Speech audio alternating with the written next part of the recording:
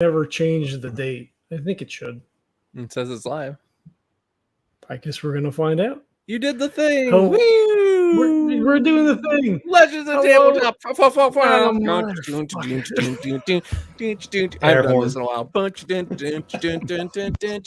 me a second.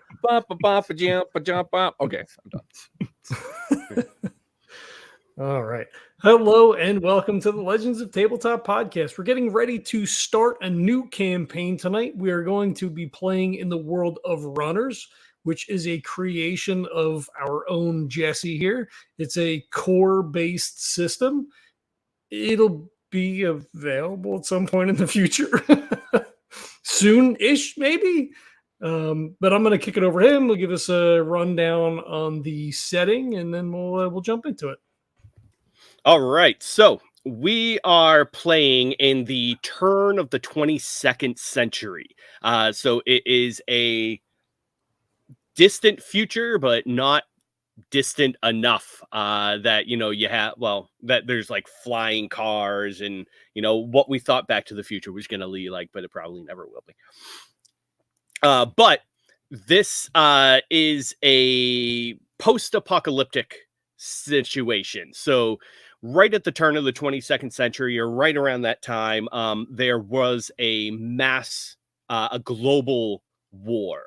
And after war kind of broke out here and there, eventually scattering throughout most of the globe, as it does, things escalated, nuclear fallout occurred.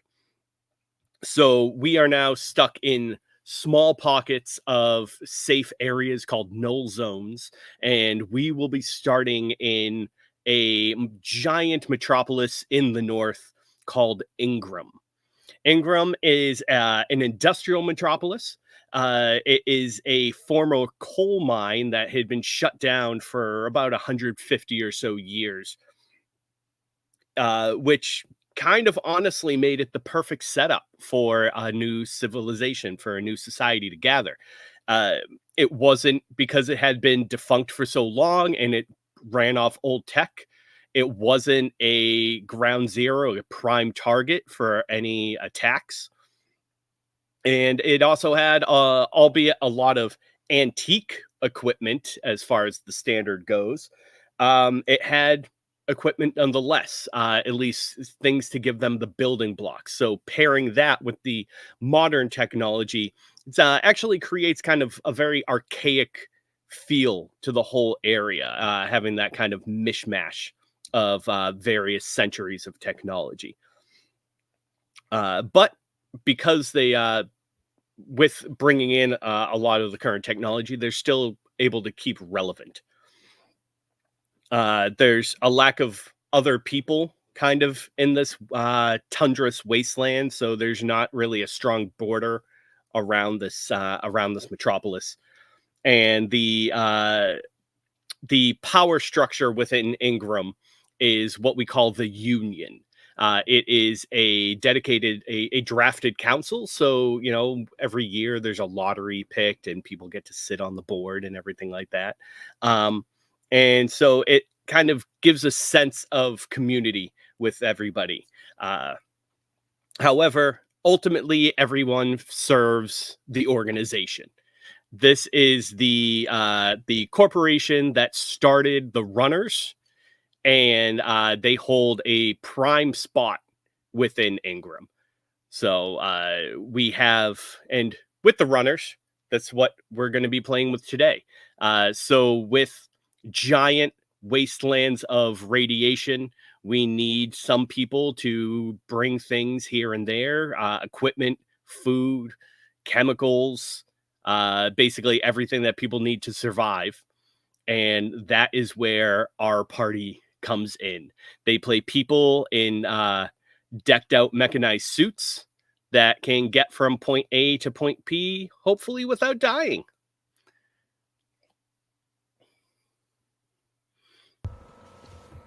I'm sure it'll be fine. Everything's fine.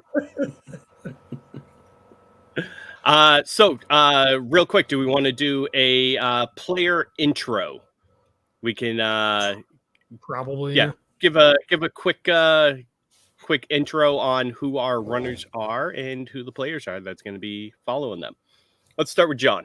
Go around the horn. All right. This is John. That's what you get for being top left, baby. I will be playing Huxley Peterson. He is what did we say? I don't have it written down. He's like a 20-ish year old kid. He was found when he was 10 in a failed scrub. He was curled up along with his dead mother. A crew of runners found him and brought him back, took him to the dock. He was not mute, but, kind of unresponsive for the first little while. The doctor kind of took him in. She has her own backstory, but he lives with her. She tended to him until he, got a little bit better. Got him in with a counselor, psychologist. Eventually got him into school, and he, just sort of really glommed onto her, and was really watching everything that she was doing, and took an interest in helping people in. Maybe not so much being a doctor, but helping her around, so like being a nurse, being an assistant, that kind of stuff. He's a tall, skinny kid, about 6 foot, 160 pounds, a little lanky, short blonde hair, gray blue eyes, clean shaven, a squarish shaped head, and a long neck. No tattoos, no, nothing outstanding. So that's Huxley. Very nice. Kevin. So I'm Kevin, and I'm playing Smokey MacManus, and I guess he considers himself, I guess what the old term would be, a sapper. So I know we discussed this when we were building the world, but this really fits in with working in an old coal mine. So he likes to blow stuff up, light stuff on fire. So that kind of fits in with the him being a sapper. So he's 33, so I forgot what world we're playing in. So he's probably pretty old compared to someone else. So hopefully that reflects that he's made it this far. He's worked a lot in the mine, as from the blowing stuff up and lighting stuff on fire. So I think this is kind of a career change for him. I guess we'll decide. I guess we can always decide whether that was a lateral move because they needed someone, or they were trying to get him out of the mine. Maybe he was a bit too dangerous for that. So I guess from the rule set we're playing, his life shapers are, he likes to watch the world burn, not in a pyro way, but he takes pride in his job, with blowing stuff up, being a sapper, finding ways around problems that are in front of him. But if he can blow it up or light it on fire to get past it, he will do that. But also from that, working in a mine, he wants to protect everyone that's with him. So whatever his crew is, whether that's people he's working with, or, obviously if we're with runners, he'll always try to look out for his crew. So he may be a bit of a loose end from what he does. He always wants to make sure whoever goes out always comes back. So I said he's 33 years old. He's about 6'2", 210, so a bit of a bigger guy. And I guess to describe what he looks like, obviously, if you've ever watched The Thing, it's a really easy picture of what he looks like. Long, scraggly hair, a beard. He's always got his goggles on, and usually there's some kind of hat hanging off the back of him. So that is Smokey. Looking good. All right. And Kurt. Hi, I'm Kurt. I will be playing Zuchy. He is a short, kind of thin but muscular martial artist. He was born of a big family, but lost most of his, or all of his family, one by one, from the burnt and from all the radiation and stuff like that. So he kind of fights for his family and fights to kind of save people because he wasn't able to do it for his family. Just think of like maybe just a little bit taller and a little bit bigger in the face, kind of like a Bruce Lee, except for, and then his like skin's a little more darker olive, and then he's got, instead of short hair, he's actually got, I know I put short hair, but I changed it. He's gonna have like long hair that's braided, so it's like braided down to like maybe like the lower half of his back. And he's one of those guys that he uses the suit to protect and fight, but he also uses his martial arts to be as quick as he can and as I don't know, as powerful as he can when it calls for it. Nice. That reminded me of the Dr. Demento D&D skit where he's like, I know it says that my character has blue eyes, but I want him to have gray eyes. Yeah, I feel like every time we do this thing, I'm always like, yeah, it's this, and then as soon as we go, it's like, no, he's this guy now. I can't ever figure it out. I didn't think to, because I didn't scroll that far down the sheet. Should we give life shapers out now, or just wait to see how they come out and play, or do we want to establish that? No, we can hold on to those. We'll see how, we can do that as they play out. So John, go back 3 minutes and cut that part. Sorry, make an edit there. Yeah, well, yeah, I'll drop that out.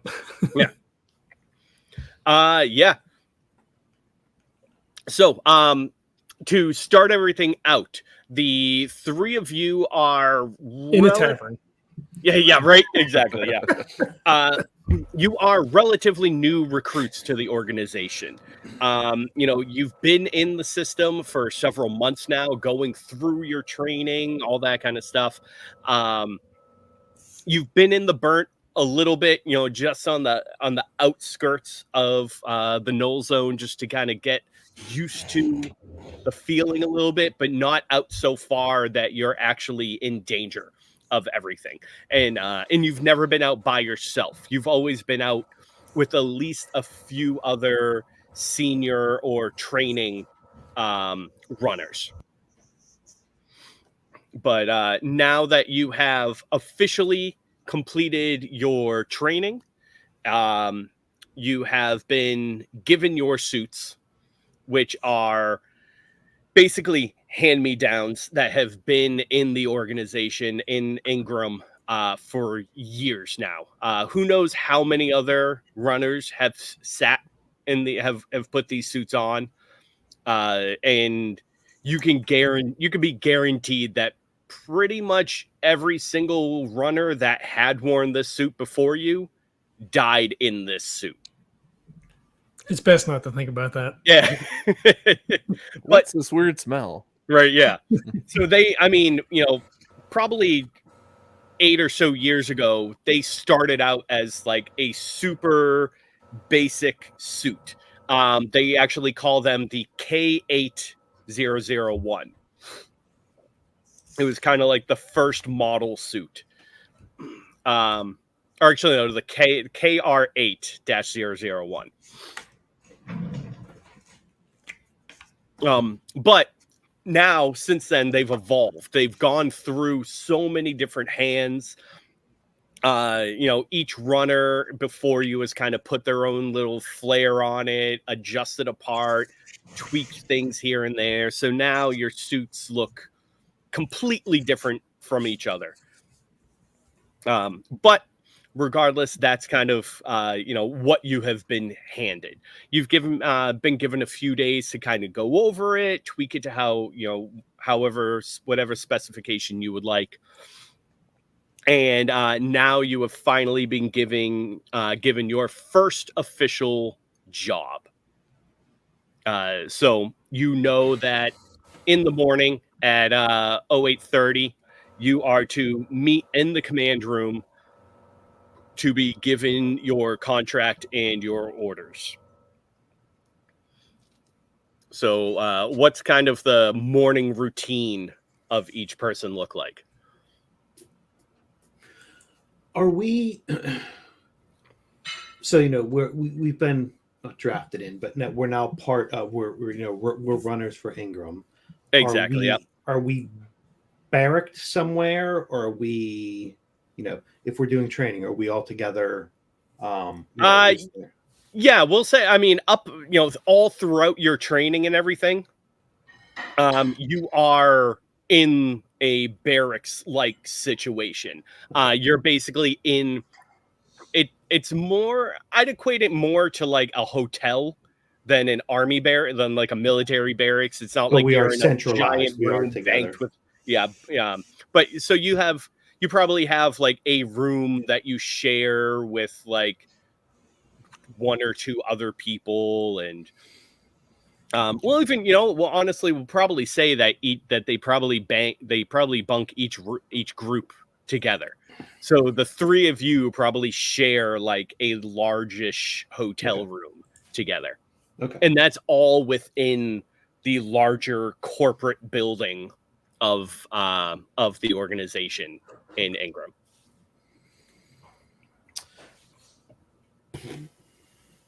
Okay, so if we're all together, Smokey will probably be up pretty early.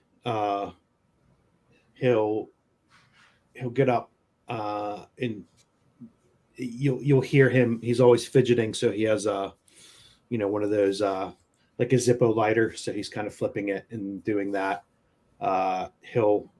He constantly smokes, so I'm just trying to see if he'll go outside. So he'll be up early and he'll just walk outside and go to the balcony. Yeah, for his morning constitutional, he'll have a smoke or two. Obviously, he doesn't know. I'm guessing he doesn't know. So we said, Kurt, the pronunciation was Zuchy, right? Yep.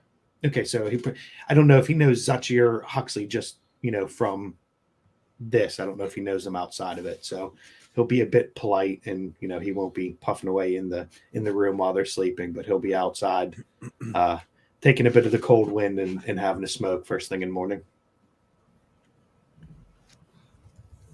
I think if you've ever been over to the hospital or the clinic, then you might not have talked to him, but you've probably seen him before, because he spends quite a bit of time over there, assisting with Mr. Then I'll Brown. definitely sit on the balcony and smoke. I will.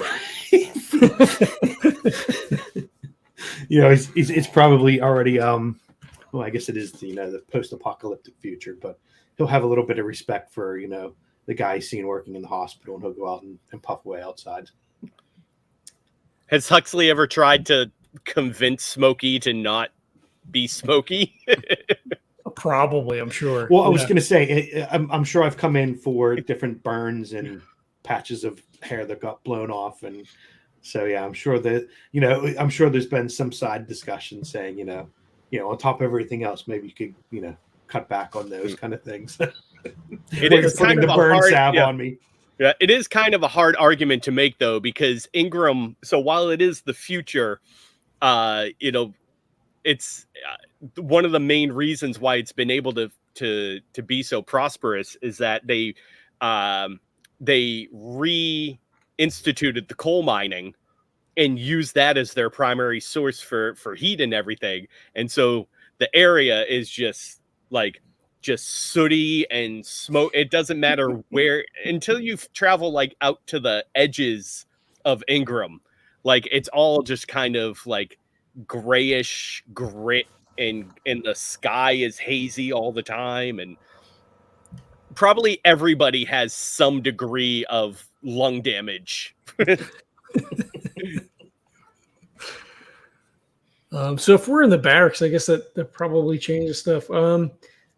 I think Huxley's very much into like routine. He gets up, gets dressed, goes in, brushes his teeth, washes his face, right? Like all very sort of regimented and very like, proper. His clothes were laid out the night before. Everything is folded, so he gets himself ready, kind of looks outside, sees Smokey smoking, just kind of shakes his head. We've had the conversation before already, probably a couple of times. So they've agreed to disagree. So he's just kind of like, all right. So when Smokey sees Huxley doing his routine, that's the sign for. So Smokey will go in. So Huxley had is everything's regimented, laid out. So Huxley will see or no, Smokey will see Huxley. So that's when Smokey go in and do his morning routine, which is just splash some water on his face in the sink and then dry off. And that's his morning, getting up and getting ready. I picture Smokey almost like a more in shape Big Lebowski.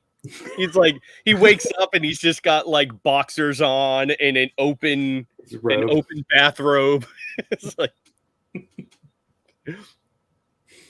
maybe not in shape, but well, I guess the dude wasn't that bad out of shape. But yeah, I guess that kind of building frame, that 6'2", 210, that sounds around that. So. See, there you go.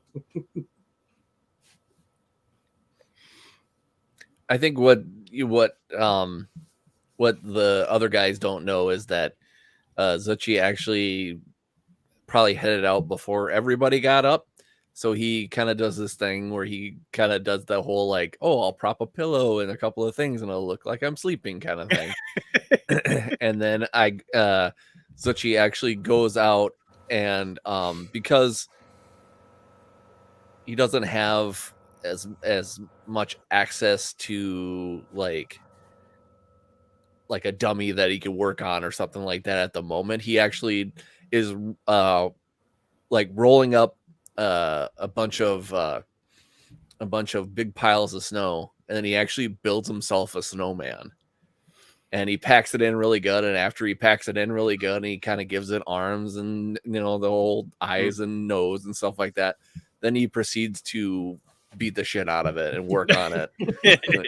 Trying to keep up with his, because he can't work on anything live right now. He decides to work on something inanimate, and he'll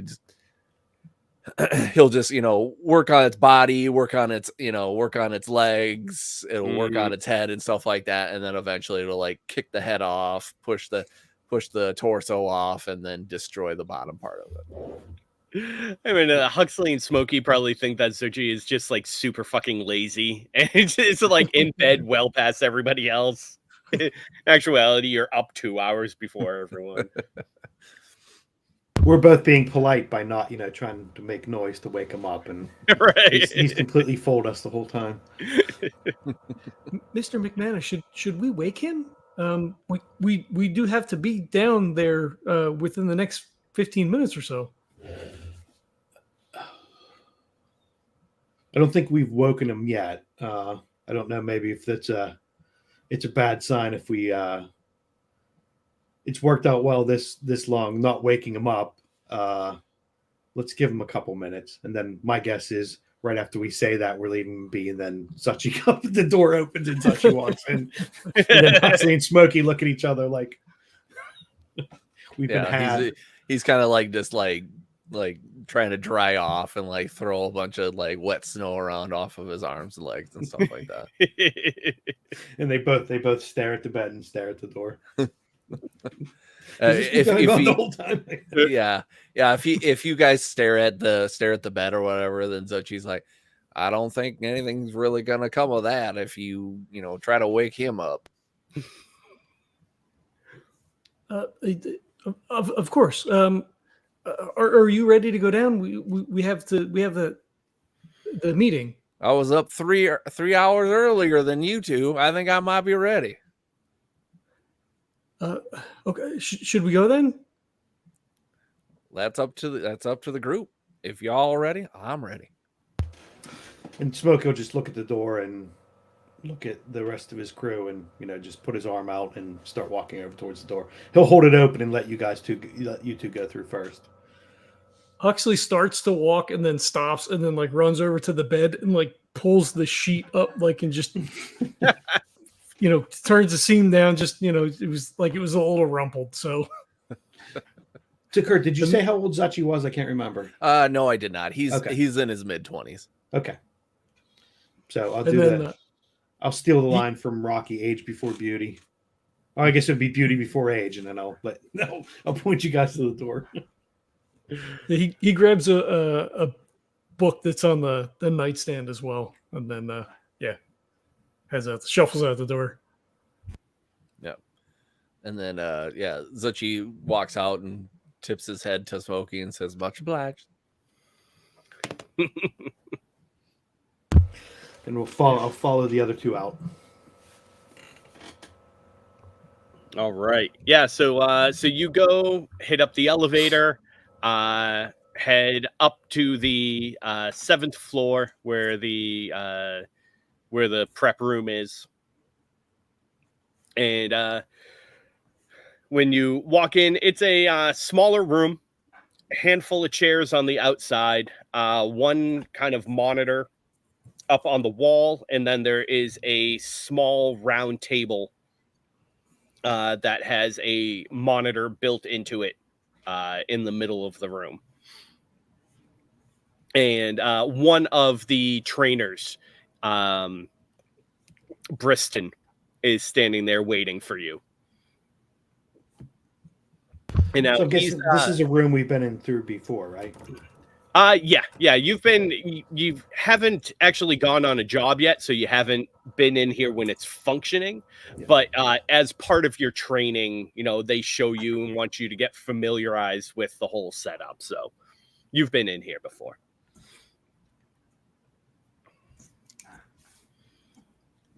The Briston is a larger guy.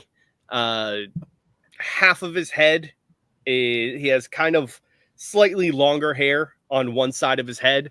The other side is completely bald and scarred. It looks like probably at one point it was burnt with fire or acid or something, but it kind of continues down the half of his head into his ear and a little bit down his jaw as well. Luckily, he was able to keep his eye and all that kind of stuff. So was Smokey involved in this at all? Because that would be his long before you know.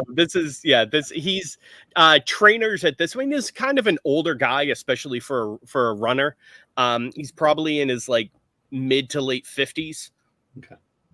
And at this point, especially in larger cities like this, where there is also a main organization office, a lot of times the more experienced runners, if they want a chance to kind of get out of the daily grind of doing jobs, will often become trainers or kind of commissioned workers inside the offices. So he was a runner for quite a while, managed to actually survive, and now he trains schlubs like the three of you. So Smokey is very deferential to him, just because there, but for the grace of God go me. So he'll call him sir and nod to him and be very I guess like I said, very deferential.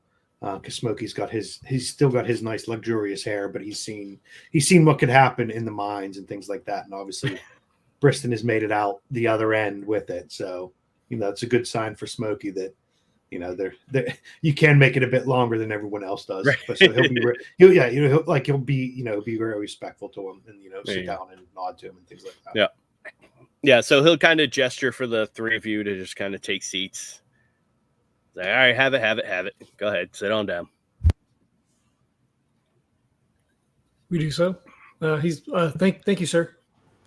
Yeah, all right. We have a job for you. We're gonna try to not make it too hard. We know that it's your first time out, but like I said, there's really no easy job. So let's just go ahead and get on to it. And he kind of pats around his cargo pants for a minute, and he reaches down, pulls out a little almost like bluish glass cube, sticks it into the side of the table, and the screen on the top kind of flickers to life. Gives it a couple of little taps, and a projection mapping of an area pops up. And goes, all right.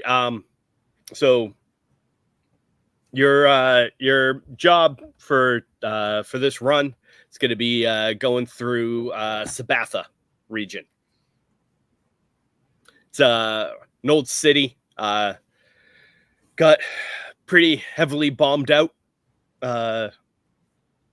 and the area now that kind of surrounds it is decent forest that you'll have to make your way through. It's not too bad though. Good news is weather's pretty good. Overall, radiation isn't too bad. You're dealing with probably about like a 5, maybe a 6 grays every once in a while. Not too shabby. I think if I recall going over the specs, your suits generally should be able to handle that. From what we can tell, too, no real people to deal with. Not a lot of X's. No Reavers that we've spotted so far. You do want to watch out, though, because a couple of the areas can really spike up there. They're not too wide, though. It was pretty concentrated areas, but generally you might want to kind of try to avoid those situations if possible. And he kind of looks down at a little tablet that he has. And he's like, Huxley. Yeah, yes, sir. Did you know you're just kind of flailing around there? Yeah, no. Do you have some involuntary movements that you can't handle? Is that no, No? sir. Do we know where the spike areas are? Do we know where to stay away from? Yeah. And he kind of pulls the map to zoom in a little bit. Blows it up. Yeah. Yeah, exactly. Yep. And he goes, right around this region here. It's kind of a little bit off from the mega mall that they had. It was kind of one of their prime targets. So if you know that you're getting a little too close to the mega mall, then you're getting a little too close to where the bomb dropped. So are we able to manipulate the map? Because then he would like reach out and like try to like drop a pin on it. Yeah, he's like, you can do that on your time. This is my copy. Sorry, sir. And he like sits back down and like shuffles his papers. And, So Smokey will hear that and seeing how Huxley's reacting, and he'll look back to Briston and go, I guess so. Obviously, our objective is not at the mega mall. Then no. You're gonna be heading out to Green Hills. It's another null zone. Let's see. And he looks down at his tablet again. It's a little over 2,700 blocks away.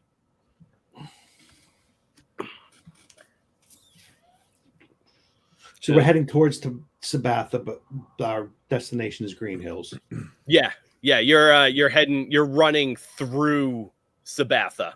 Okay, gotcha.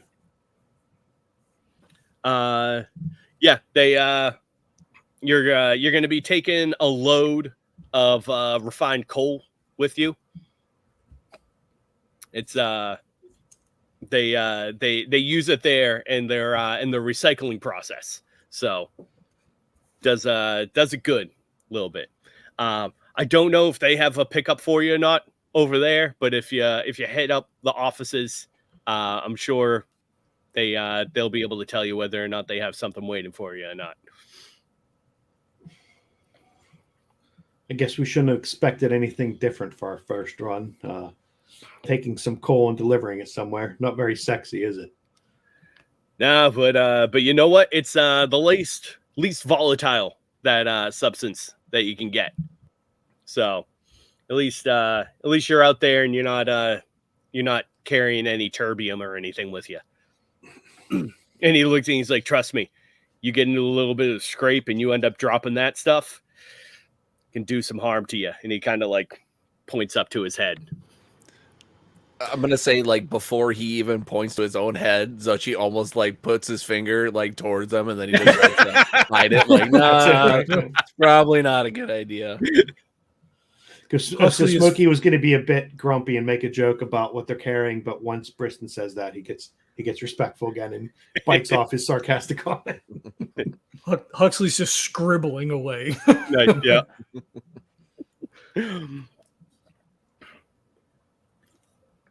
So yeah, when you're ready to he's all right.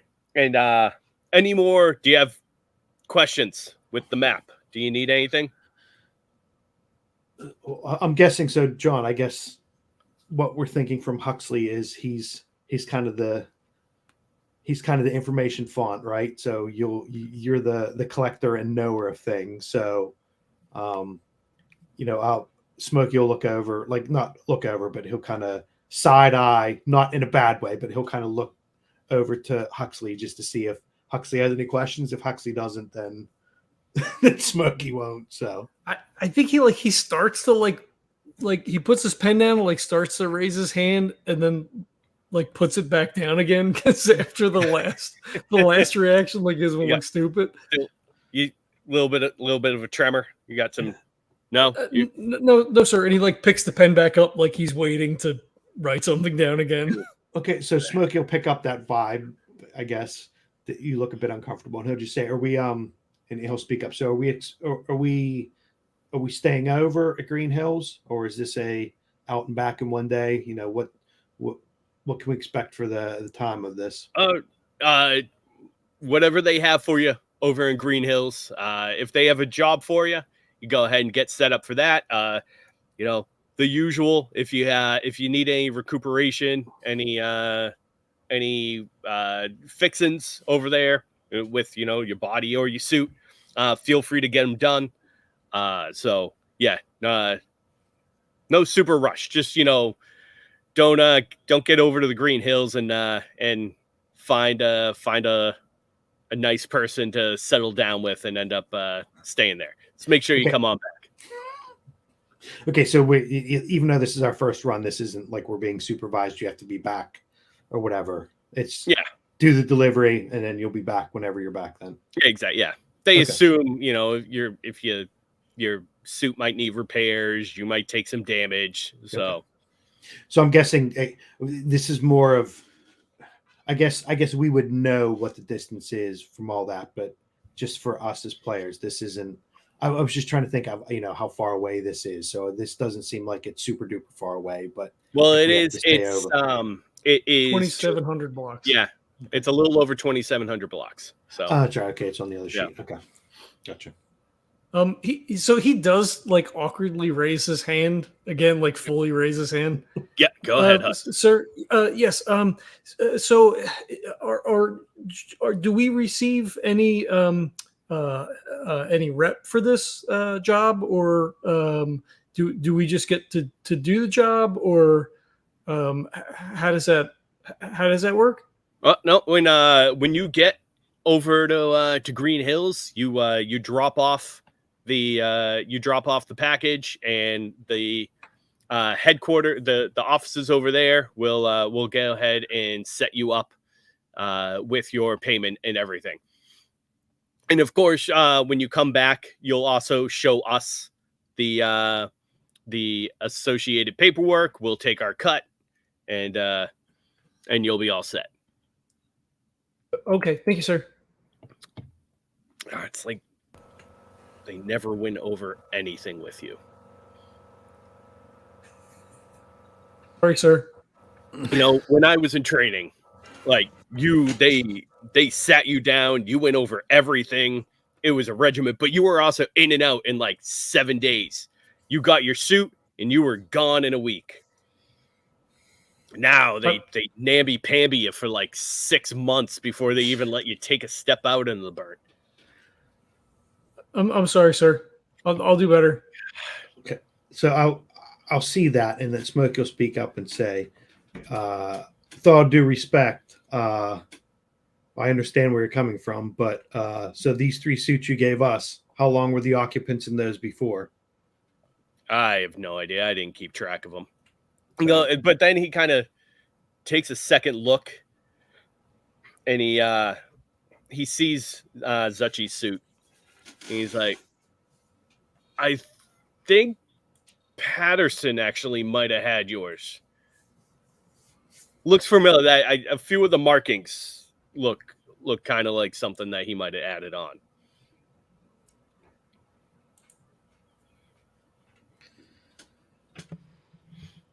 Yeah, Zuchy doesn't know what to say because he's like, I don't know who the hell Peterson is. So Who's this Patterson? Don't worry, we'll be keeping these suits for a while. So, well, yeah, I mean, it's going to be hard to not keep it longer than Peterson did.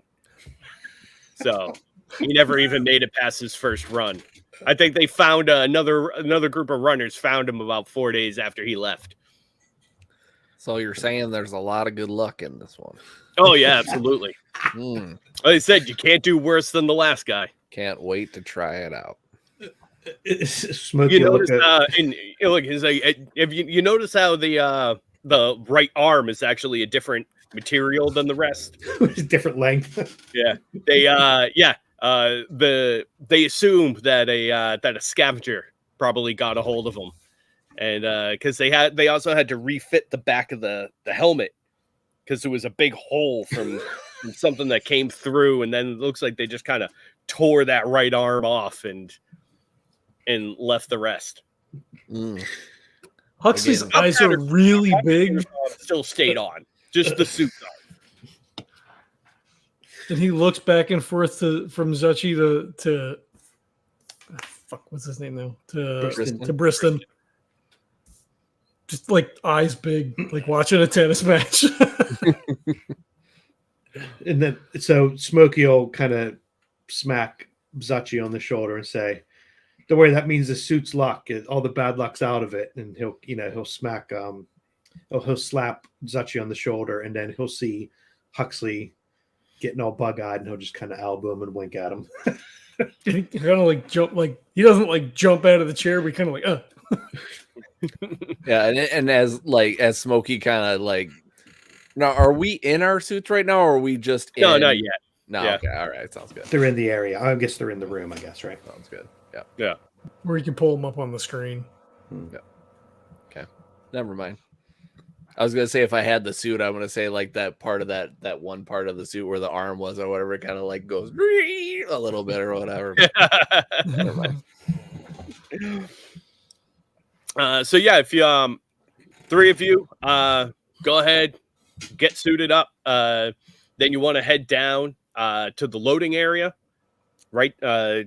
Couple of doors right through here, right down the hall, and they've walked you through all this, but yeah, go ahead. They'll kit you out with the with your load, and then go ahead and shoot you off from there. All right, and he reaches down at that point. He kind of hits a button on the table. The whole image goes away, and he pops out the cube, and at that point, hands it over. He kind of like holds it out to the three of you, and then like forcefully pushes it towards Huxley. He puts his hand out, and like he drops it in his hand, and he almost drops it and like bumbles it for a second, and then he holds it and he puts his other hand on it. He's I got it. Yes, sir. Thank you. Yeah. I mean, you were freaking curious enough, so you might as well take that. Paint it as much as you want. Yes, sir. All right, dismissed. And he's like, oh, I'll leave. Suit. All right. Good luck. He walks out of the room. Just turns around and walks out. These fucking guys. So as Briston leaves the room, Zuchy looks at Huxley and he says, "It's interesting. He gives you the copy after he told you not to touch the part of the copy when he's doing the thing. I don't understand old people." I don't know, Mr. Zuchy. I should be able to send you the locations from the suit. I'll pin the spike. That way we make sure we don't run into that. Okay.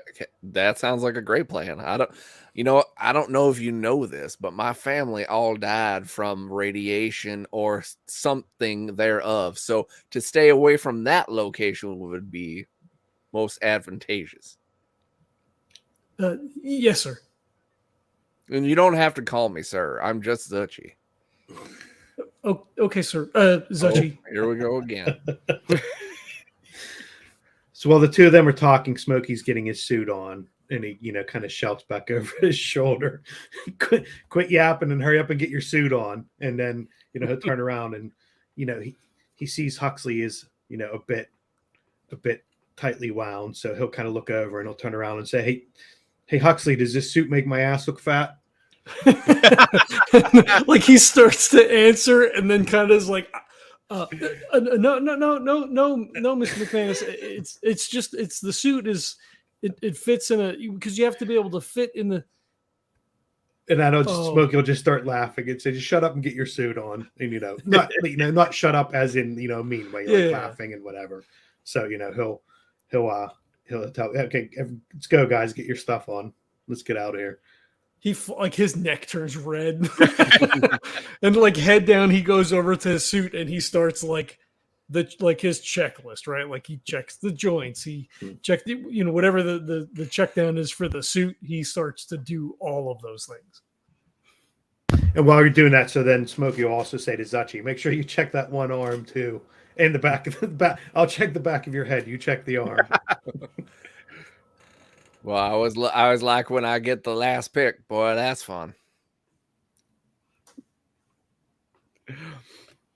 All right. So I want to say my that one arm is like, it's like, oh, I'm gonna do this. I don't care. I hope it pisses everybody off. So I'm gonna do mine is painted gold everywhere except for the arm is red, just like C-3PO, so everyone can be pissed about it and be like, shut up, you stupid kid. Anyway, I love it. Yep, that's what it is. Yep. So as the three of you start to suit up, it's for a runner. The suit is almost like a at the same time an extension of themselves, but also like a secondary personality, right? And in terms of and so it allows you to, it's almost like an extension of your persona, right? So because of that, let's go through a almost secondary player introduction and see what the suits are that have been given to the players or to the characters. So Huxley, what is Huxley running in now? His call sign is the Medicus. The suit has, it's dingy, right? I mean, they keep them up, but you can't, the coal and everything's dirty all the time. So the suit was mostly white, but also now mostly gray from all the stuff.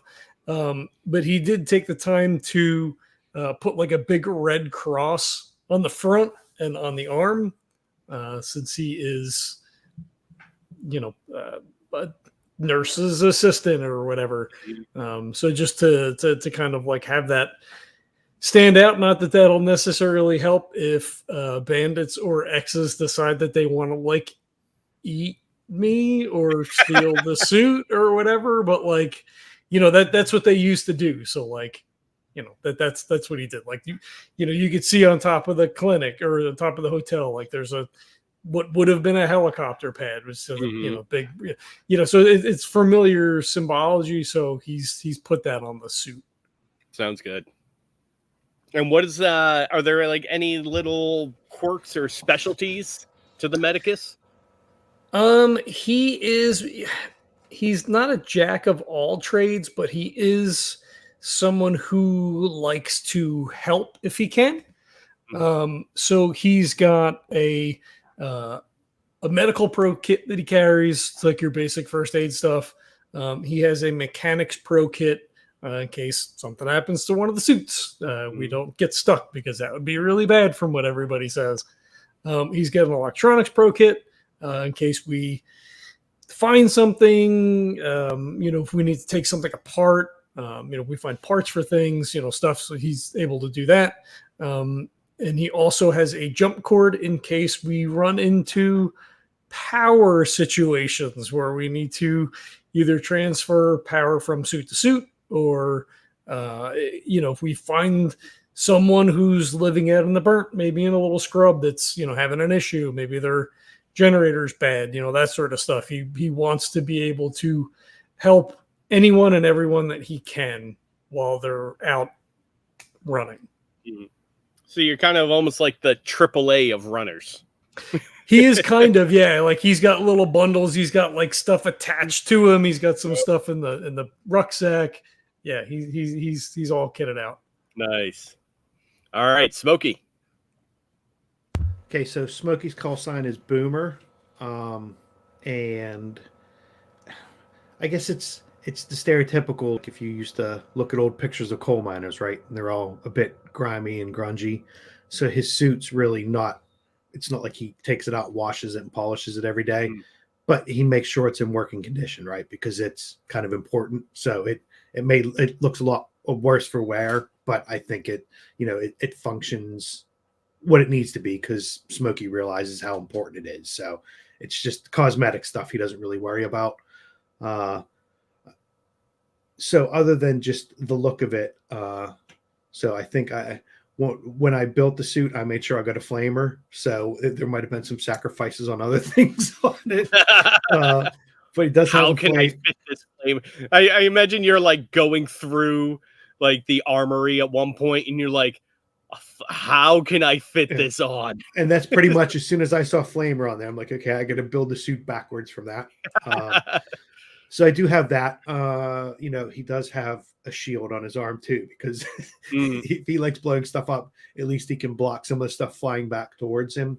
And I guess anything, he does have a snub pistol and a field knife. So, he's not just, burning stuff and blowing stuff up. He does have other ways to, as I said, he wants to make sure he looks out for his team. He wants to make sure everything's all right.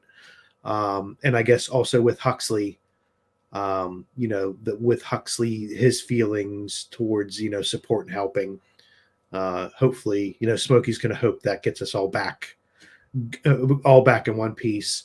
And I guess the one thing that kind of stands out, so for each day that he's worn the suit or they've been out training, so each day the suit's been on him, he just like carves a little nick in, where would it be? I guess just somewhere on the chest of the suit, that's just like a little, almost like, you're doing like you're counting down and doing the slashes. So each day that the suit's on him, he just, puts a little nick, another mark in the suit. Nice. And Zuchy. So as far as the theme of the suit, I kind of like where I was headed with the whole C-3PO thing, but a little bit different. So it's gonna be gold spray paint, but it's gonna be like kind of worn because of Peterson or whatever, kind of going down in flames. So it's like there's a lot of like carbon black scoring all over the place, and that one arm is replaced with like red or whatever, but he was able to kind of manipulate it a little bit and then add the armor to that one side. And then just recently, you and I, Jesse, we talked about that Zuchy wanted to have on his other arm. He's kind of got this like just because I don't know the right term, like a spray dispenser. And what Zuchy likes to do is he likes to take certain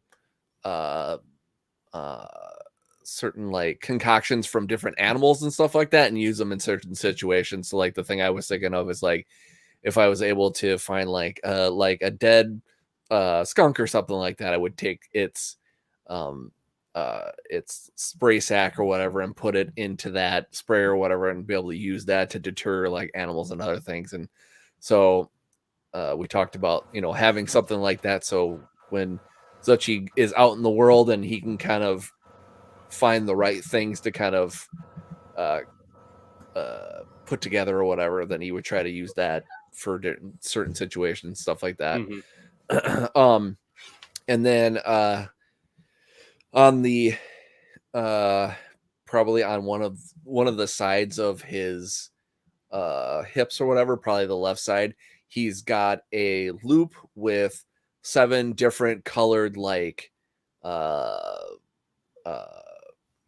straps of material. They're all different colors, and they're all the favorite colors of his fallen family members. So it's just a kind of a constant reminder of what he does this for. So like he has, he's tried to make his suit, to be fast and to be able to go, a decent length, but also to be kind of light too, because he really, again, with the whole martial arts thing, he wants to use more of his appendages and stuff like that where he can.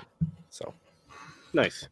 For the one thing you were saying, Kurt, does that feed into the thing about the knowledge of animals and is that something from the background of Zuchy? Like, was he a sciencey guy, or was he a hunter guy kind of thing, or was that just something you thought of for the suit itself? I kind of thought of it for the suit, but I think me and Jesse kind of went back and forth and decided science would be like the best thing to use for that. Yeah. Correct. Okay, so there is a build into that. I mean, there's a character reason for that. Yeah. It's So let's okay. just say he was kind of he's kind of tinkering with different things when he was a kid too. He just was, what if I put this with this? And they're like, it's one of those things where he does it at home. He takes. So the knowledge came from the science aspect, not that you're like a hunter, so No. what. Okay, gotcha. Yeah. I was just trying to think of how You're like that kid that finds a dead squirrel on the side of the road and decides to try to pull it apart and see how it works. Yeah. It's like I take porcupine quills and then I dip it in something and I stab myself with it. And I'm like, oh, yep, that got a bad reaction. Skunk jackpot. Skunk.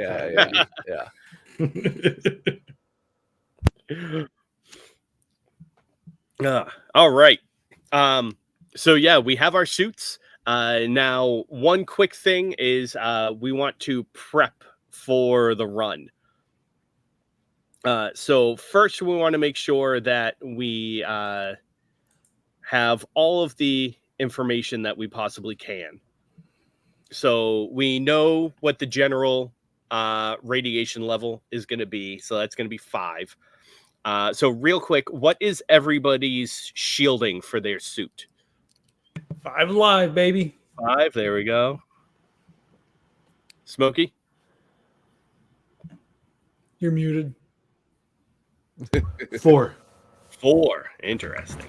And how about Zuchy? Crap. Sorry, I don't have everything written down. So, you don't have runners pulled up quick, do you? I do. I know what I have. I have the Flex Lex, and I don't know what it has.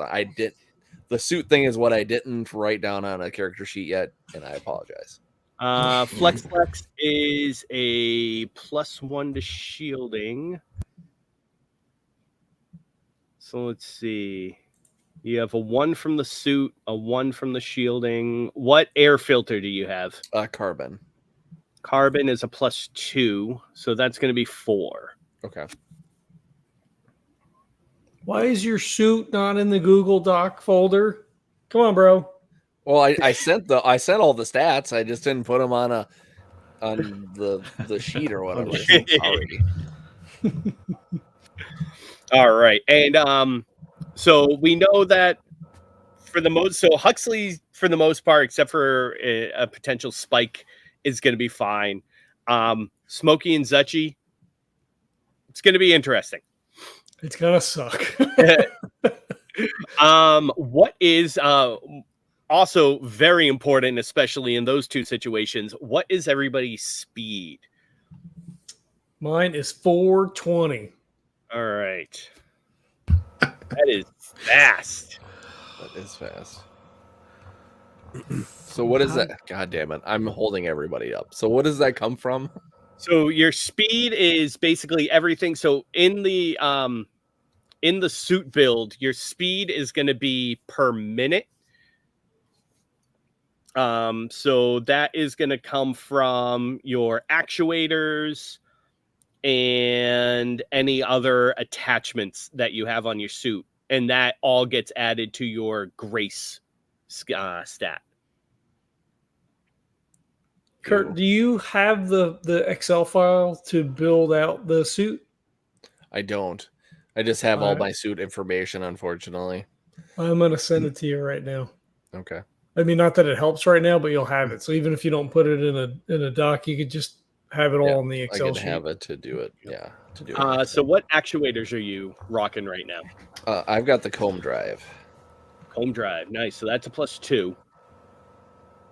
And I think the suit gives you a +1, right? No.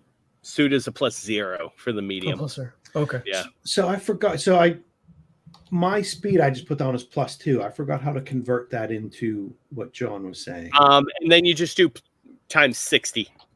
So the speed is per minute, and then you just do multiply that by 60, and it gives you a per hour. Okay.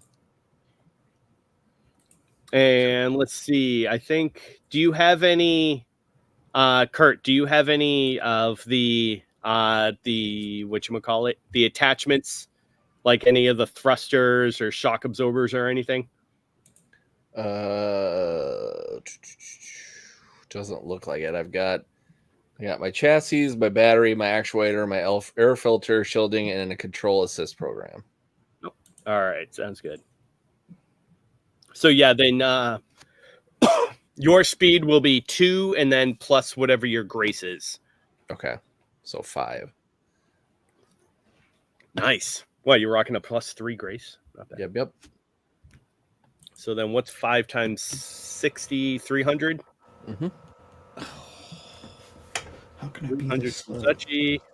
And then what do we have for Smokey? 240. 240. Slowpoke. What's your grace? 2. So Oh, 2 right. plus my speed is +2, and then so 4 times 60, 240. Yep. See you guys.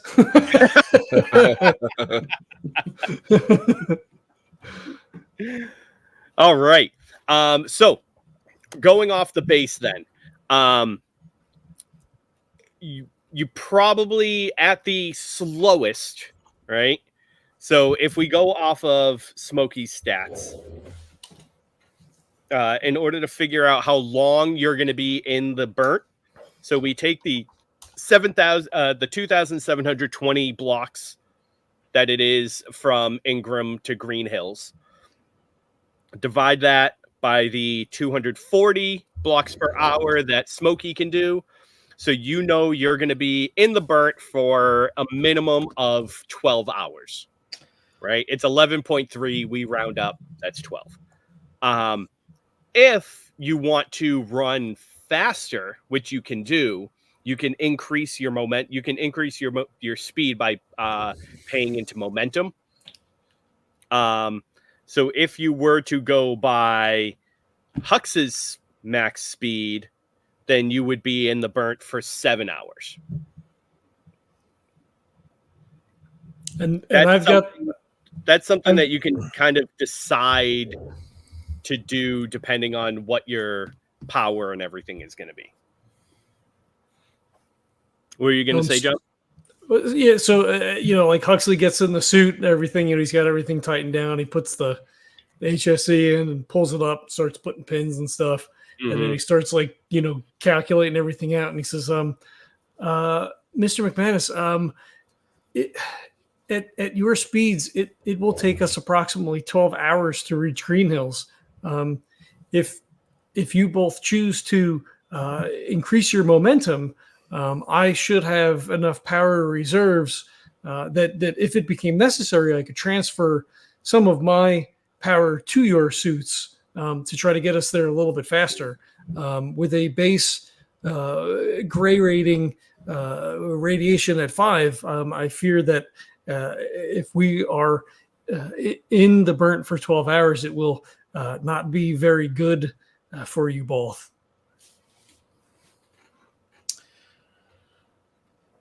Smokey will say whatever you think is best, Huxley. I'll take your steer on this. I know I'm the old and slow one. I don't want to keep you guys cuff to me for staying out in the burnt. So I'm up for whatever you think is best.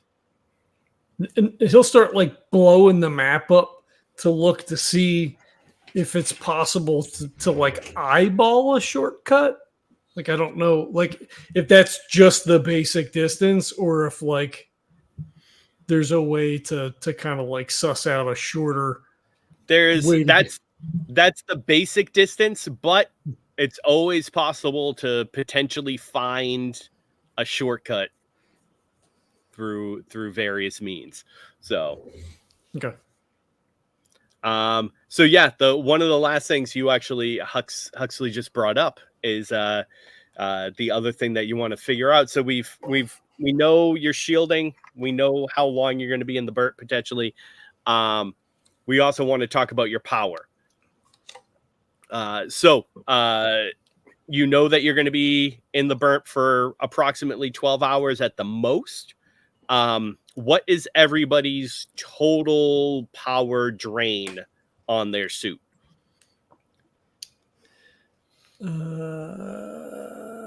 You basically want to take your total drain and then multiply that by however long you're going to be in the burn. And as long as that's underneath the power that your that your battery creates, then you're good to go. My drain is 6. 6. So 6 times 12, a number, 72. 72. And what's your battery? Oh, I'm 80. I actually don't have that much to transfer.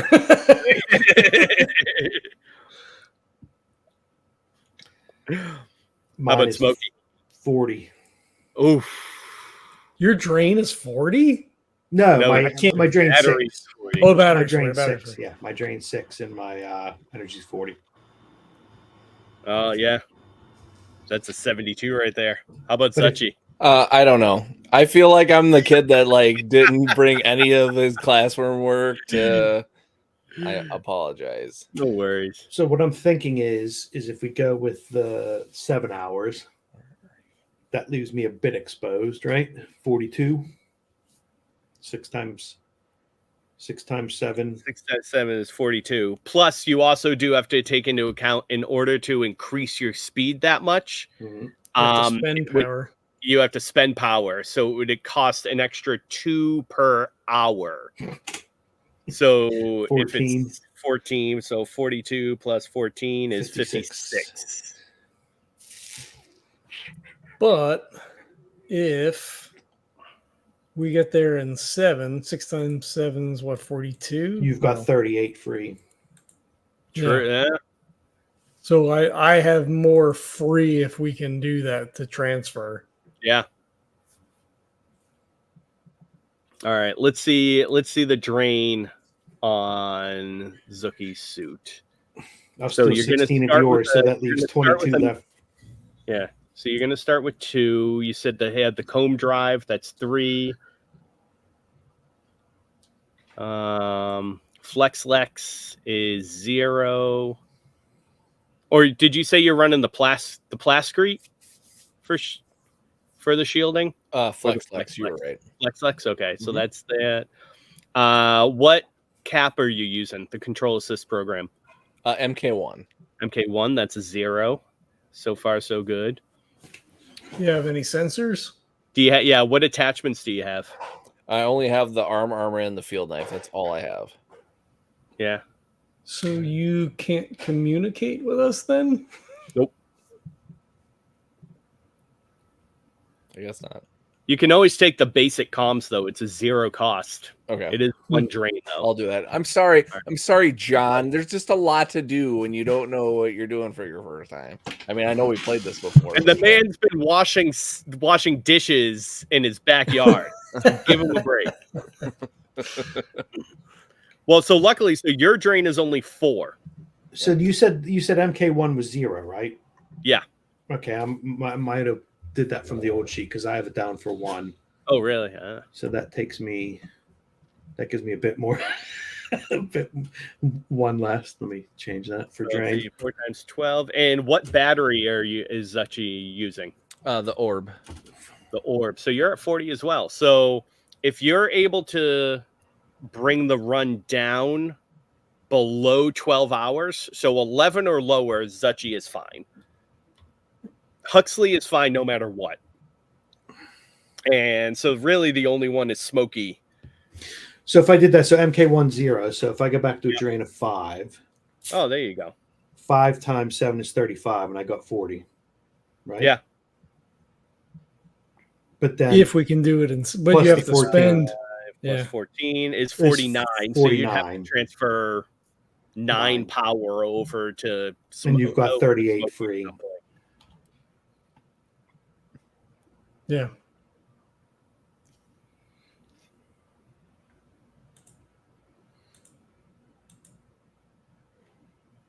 Because I got the Geiger comm set, Plascrete, and then the armor shield is 2, Yeah. so that takes me to 5. There you go.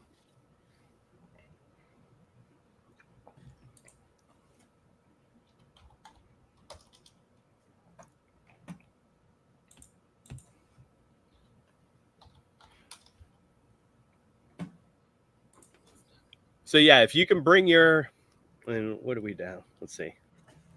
Divided by 300. No. Divided 420. So that's the 7. Mhm. So 420 minus 300. So Zuchy would have to would have to increase his speed by 2. And you would have to increase yours by 3. So that should be interesting.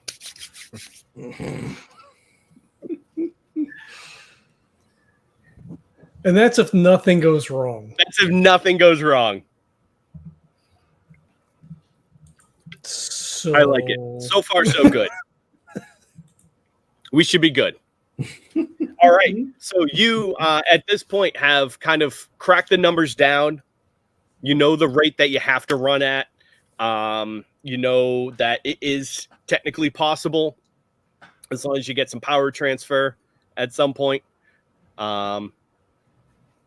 So yeah, the next thing, as John kind of alluded to, is you can try to find one piece of intel each. You don't have any rep right now, so there's really nothing to buy at this point. But intel is basically a piece of information that you can use out in the field, in the burnt, to help you along your way. And which way are we handling intel? The way that it is in the book. Okay, I don't remember. That's fine. We'll go through it. How do you mean handling it? Well, in the first playtest, it was like either you have a conversation with somebody, you get a specific piece of intel, or a vague, whisper behind the hand that you have a piece of intel that becomes useful at the moment you decide to spend that chip, so to speak. Gotcha. Nope. So in this version, as it we've gone through like 20 different versions of this. That's why it was exactly. So with Intel, they comes in 3 different versions now: abstract, general, and specific. Abstract is pretty much a piece of information, a piece of intel that can kind of be used at any point, anywhere, right? It's like you said, that kind of whisper behind the hand, but we don't get the exact details of it, right? That will provide you a +1 at any point. And it also, because it's more generalized and it doesn't give you as good of a bonus as the others, it's a little bit easier to get. So the DL on that is 1 lower. So the run that you're doing right now is a DL 4. And so that means that collecting a piece of intel that is abstract would be a DL 3. There's then general, which is just a little bit more specific. It has to do with a certain thing that's going to happen. It could be, a helpful situation, or knowing that a certain creature or there's a certain danger out there, but it doesn't apply to a specific part of the burnt, right? It's kind of more, that there is a trouble or there is a helpful situation, but you can kind of pick and choose where it goes. That provides you a +2 at that point that you try to use it, and that kind of flats even. The next is specific. It brings it up another notch. So it is something that can help you or harm you, and it has to be used, and it takes place in this certain location, right? So while it's not quite as useful and overarching for the run, it's very useful, providing a +3 to that specific check. That is a little bit more difficult to get, so it is a +1. So in this instance, it would be a DL5 to collect a specific piece of intel. Okay. And however you want to do it is totally up to you. If you want to do it in if you want to just make the roll now and handle it in kind of like a character development scene flashback style, you can do that. Or we can play it out now and then make the roll and carry it that way. It's completely up to you, however you want to handle gathering your intel. We would use one of our stats for that, right? Correct. Yes. Yeah. This is where, during the run, running is a very kind of physical, labor intensive thing. Whereas gathering the intel, that's when you use your brains and your charm and things like that to try to kind of either collect data or schmooze your contacts.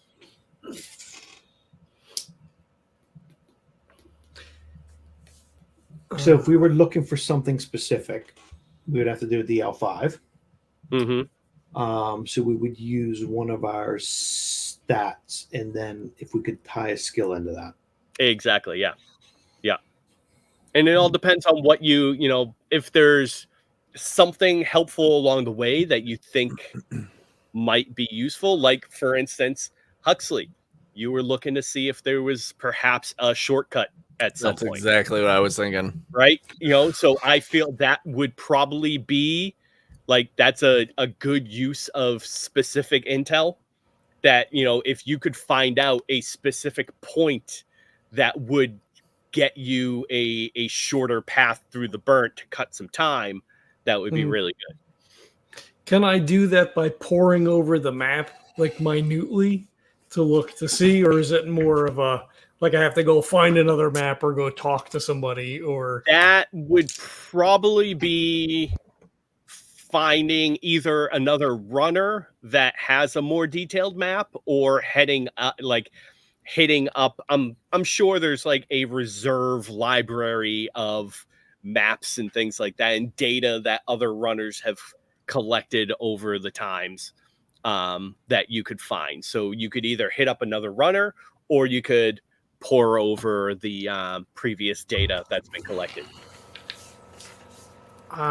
So he looks to the other two guys and he says, I believe if we have a little bit of time, I could go to the library to see if perhaps another runner has pinned a shortcut. I mean, if they go regularly to Green Hills, there must be more information in the archive that I could find.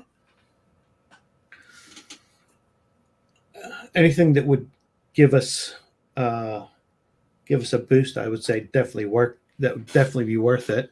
I know that this slowpoke needs it, and he points to Smokey.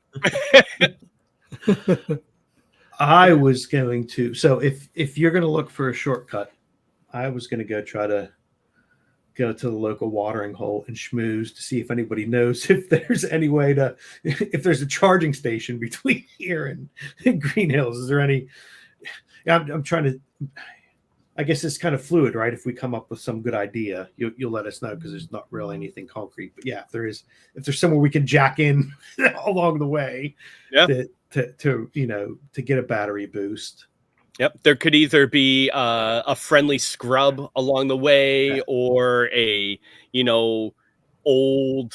If we're in like an old manufacturing area, right? Yeah, exactly, an old factory that might have something. So yeah, that's a good idea. So yeah, I'll say to Huxley, yeah, go ahead and do your reading and scanning over stuff, and we put our suits on already, didn't we? So I guess the setup was kind of weird. Well, dude, I mean, we kind of went over what your suits look like, but they're like, this is like this. So you're in the prep room right now, and like each team before they go down. So you can imagine there's probably multiple of these prep rooms, right? So your suits have been brought into this room, okay, and so you haven't necessarily put them on yet. So okay, so Smokey will kind of so if you're heading out to do some booking, I guess I got to go, buy some drinks and get some information from somebody. So he'll start patting his pocket to see if he's got enough money to pay for some booze and shots for everybody to get some information out of them. At least trade for cigarettes. Yeah. Not too many though. I've got to have at least Right, yeah. eight packs on me. But, so I'll head off to the watering hole to see if I can get some information. Sounds good. Mr. MacManus, please don't over imbibe. It's a long run regardless. Like as the doors closing. Well, so I'll shout back. I don't think I get enough money for me to get drunk. I got to get these other people drunk and get the information out of them. So I think my wallet will keep me sober on this one, kid. And he'll walk out. And what's Zuchy looking for? I think Zuchy would actually go into some of the other prep rooms and just kind of be nosy and try to see if he can bump into somebody, and just think he wants to ask about if there's any like steal their battery. Yeah, exactly. Oh, this fits. No, I would be like trying to ask them about like if there's any like dangers through Sabatha into Green Hills or whatever, like just see what the like the situation is, like if there's like any certain animals or whatever that are known to like hang out there or whatever, or like any danger there.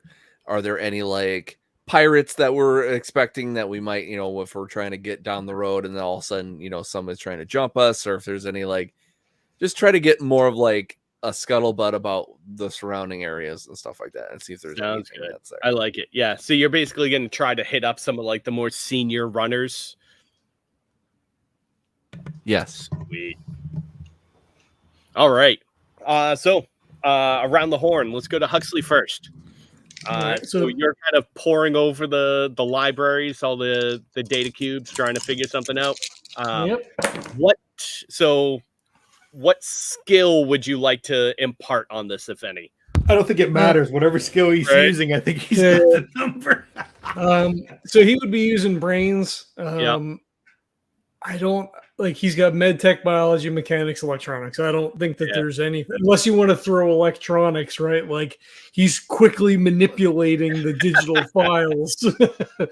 No, I mean, yeah, he's just like, key search Green Hills, key search shortcut, like he's trying to get very specific information quickly, right? Because it's going to take us a full day to get there. Right. Yeah. So he's trying to just do it as quickly as possible. Sounds good. Okay. So as we said before, this is a DL5, but I assume you rolled a 6. There we go. 624. Nice. So yeah, you actually see that a little ways out there is actually a tramway that runs from the mega mall to a train station. It was like a interstate train hub.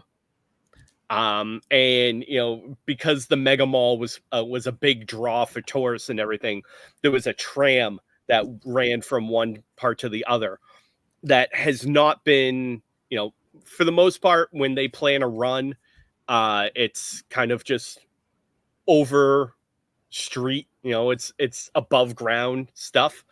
Yeah. And you see that there are access tunnels and, for workers and things like that to get street level into the tramway. And if you are able to get into one of those tunnels, then it can potentially cut off. Woo. Nice. All of the time. About 170 blocks. 170, huh? Actually, no. Let's bump that up. Let's go. Let's see, because you did get it. So we'll say it can cut off about an hour total of your trip. Okay. The rub is it's near the mega mall. Yeah, but as long as you go left instead of right, then you should be okay. Okay. Yep. I mean, that's kind of the thing we have to see it, as we get closer to. Yeah. Cool. And the bonus is at the nexus points. Is that where you wind up burning the intel? Okay. Yep. Yeah. And we'll get into that mechanically, like right as we go. When we get it. Yep. Yeah. So he's like, all right. I got it. And you just hear him like typing, tacking away, right? Writing stuff down. Yeah. Smokey. So you go down the ironically, the old watering hole that you go to, the bar, is actually called the old watering hole. So I'll walk in, and I'm assuming like every bar the world over, there's a bell, right? And if you ring that bell, yeah, it's rounds. The rounds are on me.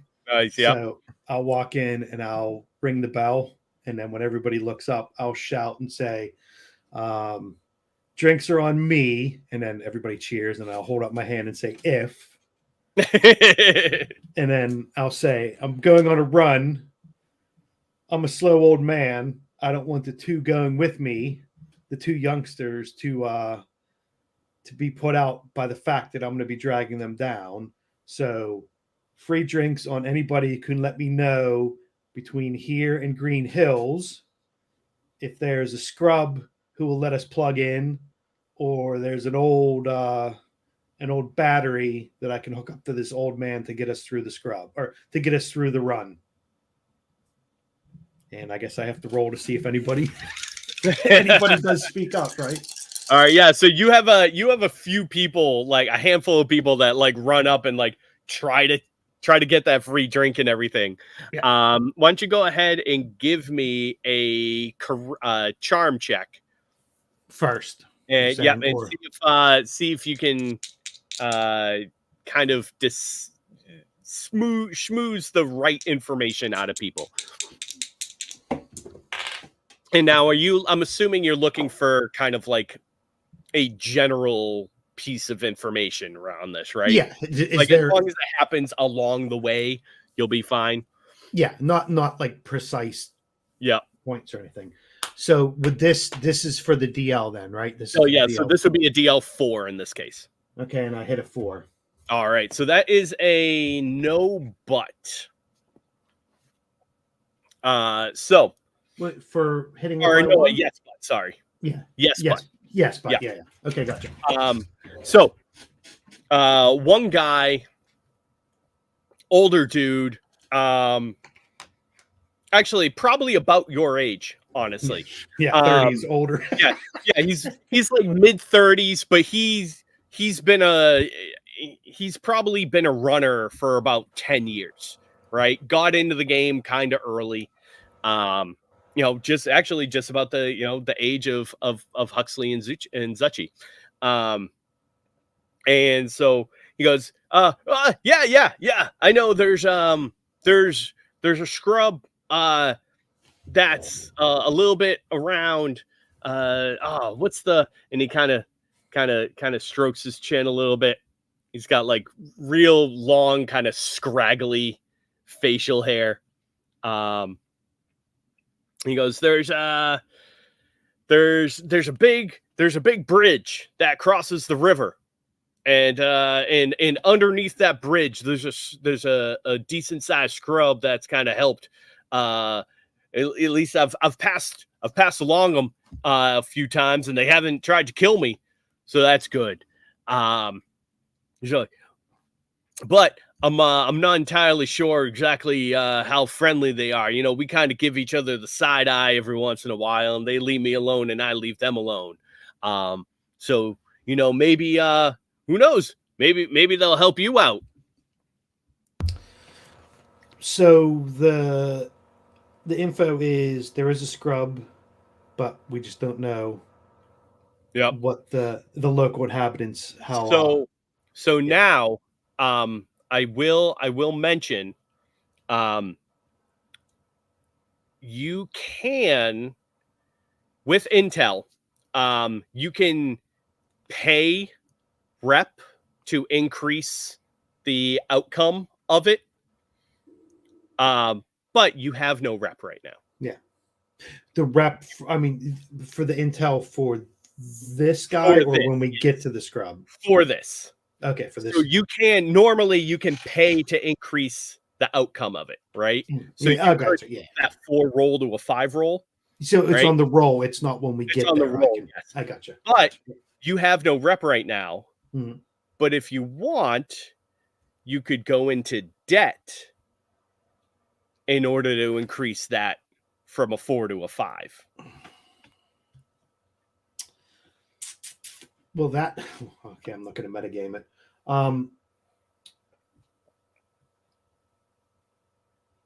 Smokey doesn't give a shit, right? If he goes into debt.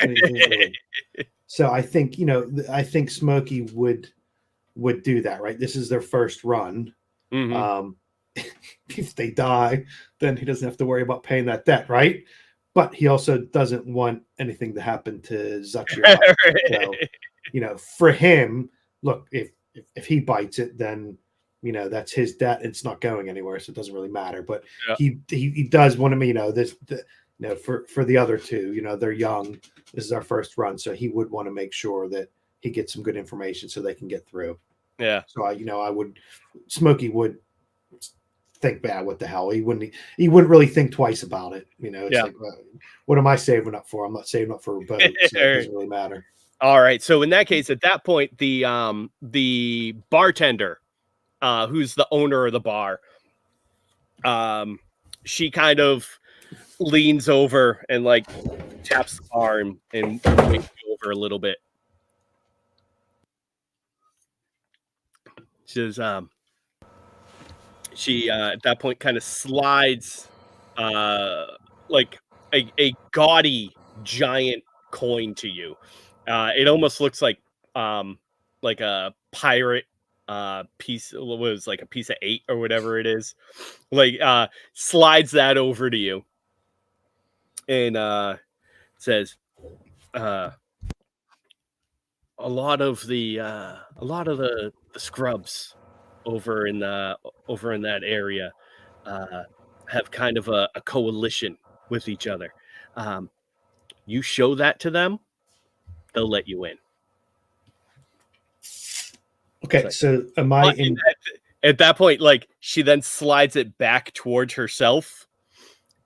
Goes, I'll give this to you, but you gotta do me a favor.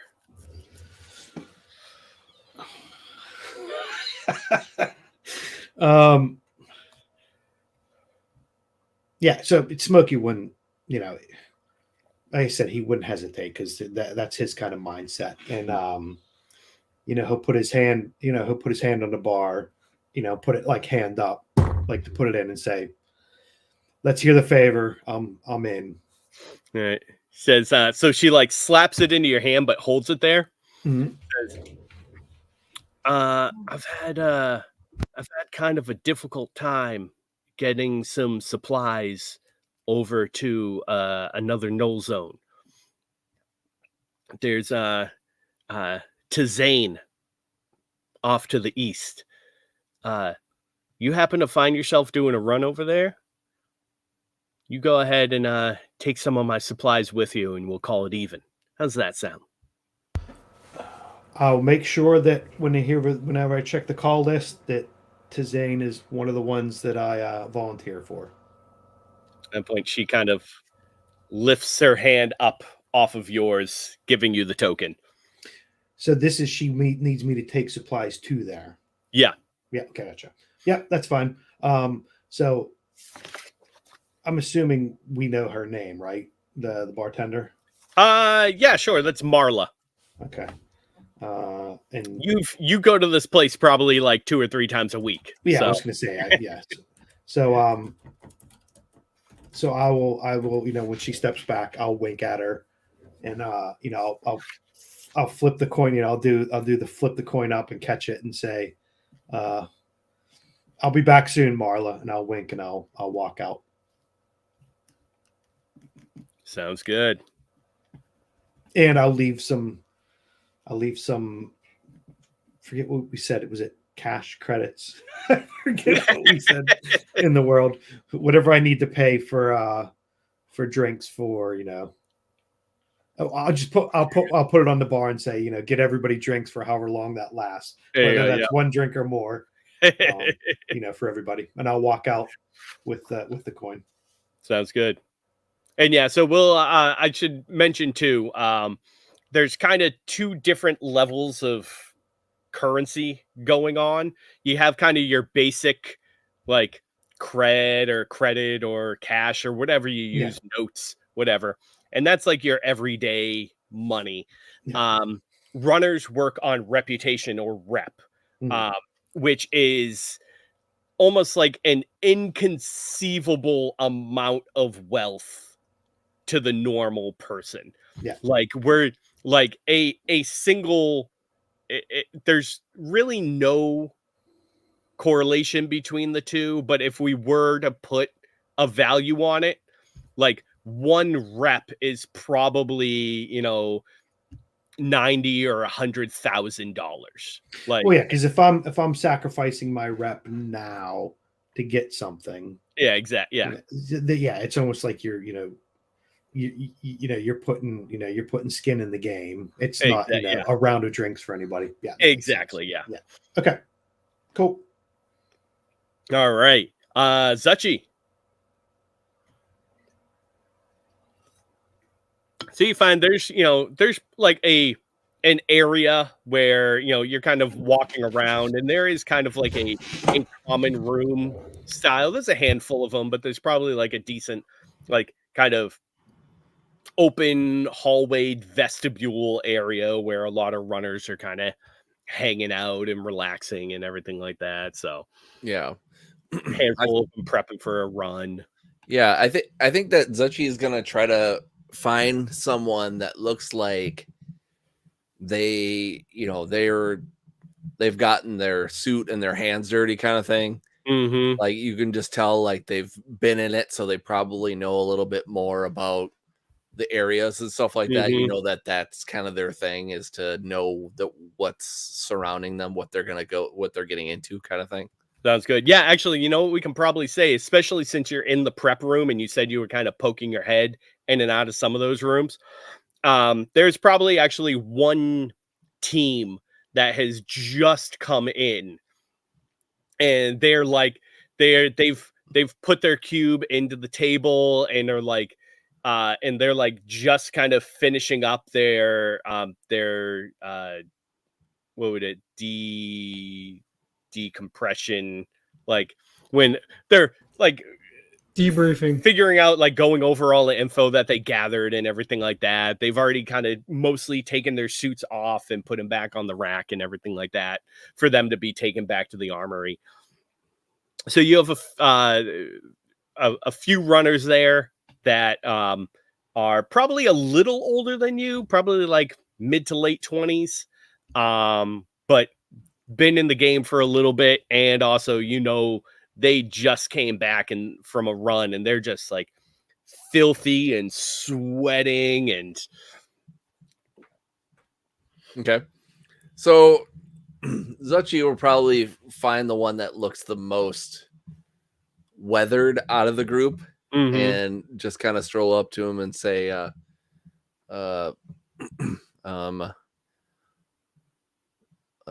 looks like you went through quite a bit in that run there. You ain't shitting me. Yeah. It was a mess out there. Oh, you don't say.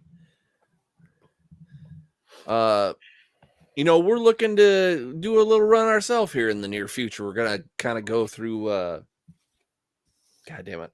I had it in my head and now I forgot everything. Sabath. We're hitting through old Sabatha, and our destination is the Green Hills. Runner to runner. Is there anything that you've seen out there that maybe we might run into? Any wildlife, anybody like just hanging out waiting to kind of stab the back of old runner like yourself? Yeah. I haven't done a run up to Green Hills yet, but yeah, I've been through Sabatha a couple of times actually. It's not too bad. A little bit overgrown. Got to make your way through a lot of the foliage and things like that. Not a lot of people to worry about though. Not a lot of X's, which is really good. But you know what? I'll tell you what. There was this one time where I ran into a Kodiak porcupine, and that thing was vicious. You don't say. Oh man, I haven't seen a Kodiak porcupine in quite some time. Trust me, you don't want to. That thing is big and mean and nasty. Really? Are they the type that just comes at you? Like you don't even have to be. It doesn't even have to be provoked. It just comes right for you, doesn't it? Oh yeah, it sees you and it's after you. Trust me. Don't say. Boy, that's gonna be interesting. Yeah. Good thing though, they got a pretty tight territory on them.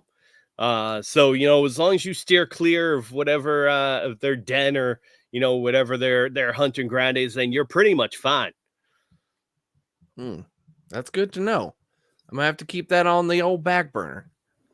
You know what? I very much appreciate you just telling me what you think, because again, this is kind of our first run out there, so I just want to make sure that there's no surprises. I mean, obviously they're gonna be a little bit of surprise, but always nice to be a little bit prepared. Why don't you go ahead and give me a charm roll? Okay. And now, what are you looking for? Kind of like just general or like abstract info that you can throw in? This kind of sounds more like a little bit more in like the general. Yeah. Because I'm not looking to like specify really anything at that point, because it's just I maybe know a few things about the the porcupine, and I don't really know much about the area, so it's not really anything I can really get too specific on. Yep. Yeah. Sounds good. That is a 5. Nice. Yeah. So he actually tells you, and he's like, I'll tell you what. You can generally tell, at least the way I found out last time. You can pretty much find out where if you're in Kodiak territory, especially during this season, they kind of get a little bit in the heat, and you'll see the bark and everything kind of ripped off of the trees from them rubbing all their spikes and things up against it. Oh, perfect. Yep. So yeah, you look out for that. You should at least get a little bit of heads up. Perfect. I'll have to keep my eyes peeled. You know what? I've done you enough of disservice just trying to me interrupting you from your all little debriefing, your little trying to get yourself settled down or whatever. And he pulls out enough credits for like, I don't know, like maybe like a beer and like something to eat or something like that. And he goes, "Hey, you know what? Why don't you get something on me? You know, I'm sure you've had a long trip or whatever, and you kind of need to wind down. You know what? Take it on me." Oh man, I appreciate it, but honestly, if you could just make it out there and back again, the more runners there are, it means the less running that we have to do. So you know what? You surviving is just going to make sure that I have to do one less run. So you can go ahead and keep. I have plenty of that. You just you know what? You stay alive. And he like reluctantly puts it back in his pocket or whatever. And he's like, "You know what? You got yourself a deal." He goes, "Hey, what's your name?" "My name's Zuchy. And yourself?" Zuchy. That's an Bruce. "Bruce. Haven't heard that one before. Good to meet you." You know what? I hope we meet you again, Zuchy.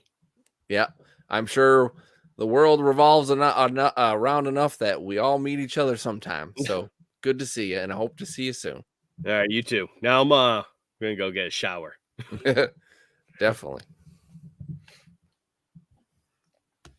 All right, so yeah, everybody has a piece of intel. Huxley, you have your specific, your +3. We got a couple of generals. So yeah, we have some decent idea of what's going to happen, of at least like a little pieces here and there. Anything that you want to get done before we head on out? If we've been, did we have any free time? I mean, if we were staying in the barracks, what was our situation like? We're like at the hotel, right? Like, is all of our time there? Or? Again, it's not like the military where like they own your life. Like you're there to train. It's kind of like a job. So you're working like 9 to 5 every day doing your training and everything. But afterwards, your life is your life.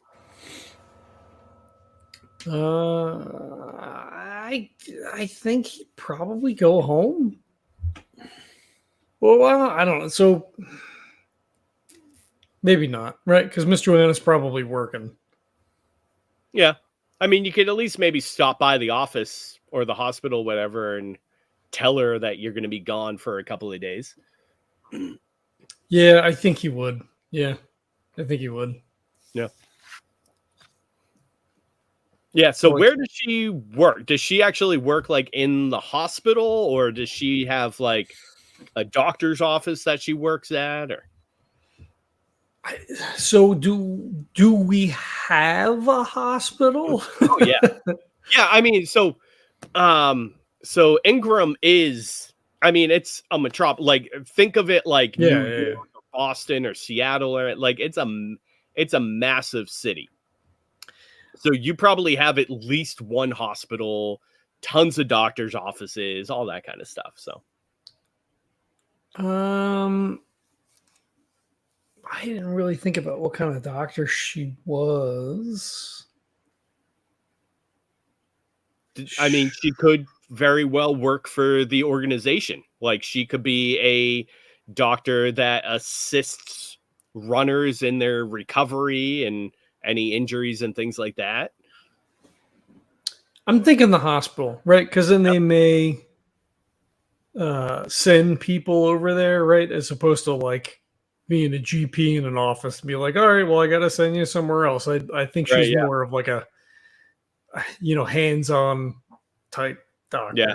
She's like intensive care. Like if it's something they can't take care of in the offices with their PG, then they'll send them to the hospile. Yeah, maybe like Luke lost an arm, gotta send him. ER, maybe something like that, right? Like that kind of thing where she, she might not be like a brain surgeon or like some like fine surgery kind of thing, but more like crash medicine kind of thing. Yeah, Yeah, that makes sense. Yeah. So if it's not too far, I guess he can't just call. Hmm. Maybe he That doesn't calls. sound like a Huxley thing. You're probably right. Yeah. So it's probably only a few blocks away too. So okay. Yeah, he like looks around, nobody's around. He closes the computers all down. He pushes the chair back in. You know, he wipes it down. rips a little alcohol pad, wipes everything down. He like pokes his head back in by the suits, and if nobody's back, then I think he takes off at a trot over to the ER then. Sounds good. Yeah, so when you get to the hospital, ER is on the first floor, as the easiest entryway, and doesn't seem too busy. There's a few people in the waiting room. Looks like kind of general checkup stuff. Although there's like one person that has like a giant like kitchen towel like covered in blood against the side of their head.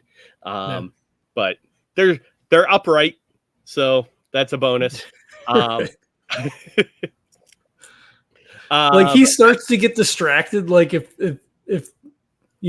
I guess if they're being seen, he doesn't. Like he kind of takes a couple of steps towards them. We're like, oh, 'cause somebody needs help.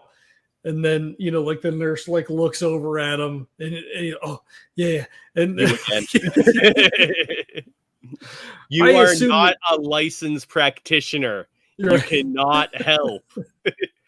It's probably a conversation that they've had with you for many times. Yeah. Yes, but he's probably there all of the time. So like he just goes to like go find her office. Like I don't like they just stopped trying to prevent him from coming in, right? Because like he does work with her, right? Like I mean he has spent a lot of time doing that before becoming a runner. Yeah, exactly. Yeah. Sounds good. Yeah, so you go to her office, and door is like half open, and she also has like a window like leading that so you can see into the offices as she goes. Blinds are open, and she's kind of sitting at her desk writing on a tablet. He wouldn't just walk in. He goes up to the door and knocks. And she barely looks up from it, and she's just like, "Come in." He pushes the door open. Takes a couple of steps in. And he says, "Miss Joanna, we're getting ready to go on our first run today. We're gonna head out in a little bit." Hux. Oh, I'm sorry. And she stands up at that point and goes, "I'm sorry. I thought you were the next patient that they've sent in. Please sit down. Did you say you're going on your run?" Yes, ma'am. Well, and she kind of tries to look happy for you. She's like, that's great. I know it's something that you've really been looking forward to. Well, yes, ma'am. I mean, if there's any chance that I could help someone else, then I feel like it's my duty to go. I should help. I mean, like you help here, like you've taught me how to do. I know. You don't have to give your reasoning to me again. I understand and I appreciate the sentiment. I wanted to come in and just let you know that I was going and we'll be back probably tomorrow. It's not a short run. Hopefully nothing goes wrong. And he kind of like has a lopsided grin. You know what? If you're able to make it there and back in a couple of days, then that I've heard of runners going out for a lot longer than that. So I would be very happy if I could see you in a couple of days. Yes, ma'am. I'll come right in when I get back. Oh, you take your time. I'm sure you'll be tired but I know you'll be okay. So just whenever you can, just stop on back again. You Yes, know ma'am. what? When you come back, I'll even give you a checkup. We'll make sure that you're fine. Oh, yes, thank you. That would be great. Everything will be okay here while I'm gone. I'm sure we'll be fine. We'll make do. I will have to file some of my own paperwork, but I'll make do in the meantime. Okay. Yeah. Yes, ma'am. I should probably go. I don't want the others to be waiting for me. Yes. And Huxley, Yes, be ma'am. safe. I will. Thank you. And he kind of like dips his head and then, Yeah. Goes She out. kind of like, she's like awkward, like like handshake, hug, hand, and she like kind of like puts her hand out. He hugs her like awkwardly, right? Like, I mean, she's pretty much essentially adopted him. Right, yeah. But there's he's weird. So it's like one of those, he like steps in and like, kind of hugs her and steps back and because I mean she's old and gray hair at this point, like streaks of gray, and it's that weird age for you. She's known you since she was a little kid. Since you were a little kid, but like now you're like 22, and it's she doesn't know how to treat you now. Especially you're a runner. You're pretty much you're an adult, and it's weird. So right. Yep. And then he bounces and probably jogs all the way back to the building, thinking that he's going to be late, and they're going to be waiting for me now. Nice. All right, so after Smokey downed a few drinks, went into massive debt. Right. I was only gone for 5 minutes, guys. What the fuck? So did you just head right on back and then go suit up, or did you like imbibe a little bit? No, I think at 9:00 in the morning. Yeah, well, it's happy hour somewhere, right? Right. I think the when Huxley shouted out the door, make sure you don't have too much before you come back. Smokey will take a bit to heart, and then after the discussions with, what did we say, Marla, right? That was her name. Yep. After that discussion and the information he got, he'll head back to, because I'm assuming Smokey works. I don't know if he necessarily works for we said kind of what the organization of the site is. He's probably just got some apartment, he's got some workers apartment somewhere kind of thing. Right. And it's just him. So if he's not working, which his work now is being a runner, he'd be hanging out at the bar. So that's, he's done all that. That's all sorted. So he'll go back to where they were getting ready to suit up. And, he'll just kind of sit there in the room where all our 3 suits are. And, just have his, he'll lean back with his feet up, and, he'll just be flicking that coin up and down and catching it, and kind of he's got like the 1,000-yard stare. So he's just kind of chilling out, waiting for the run, and then thinking about what Marla said. And then, getting ready for the run and going over the numbers that,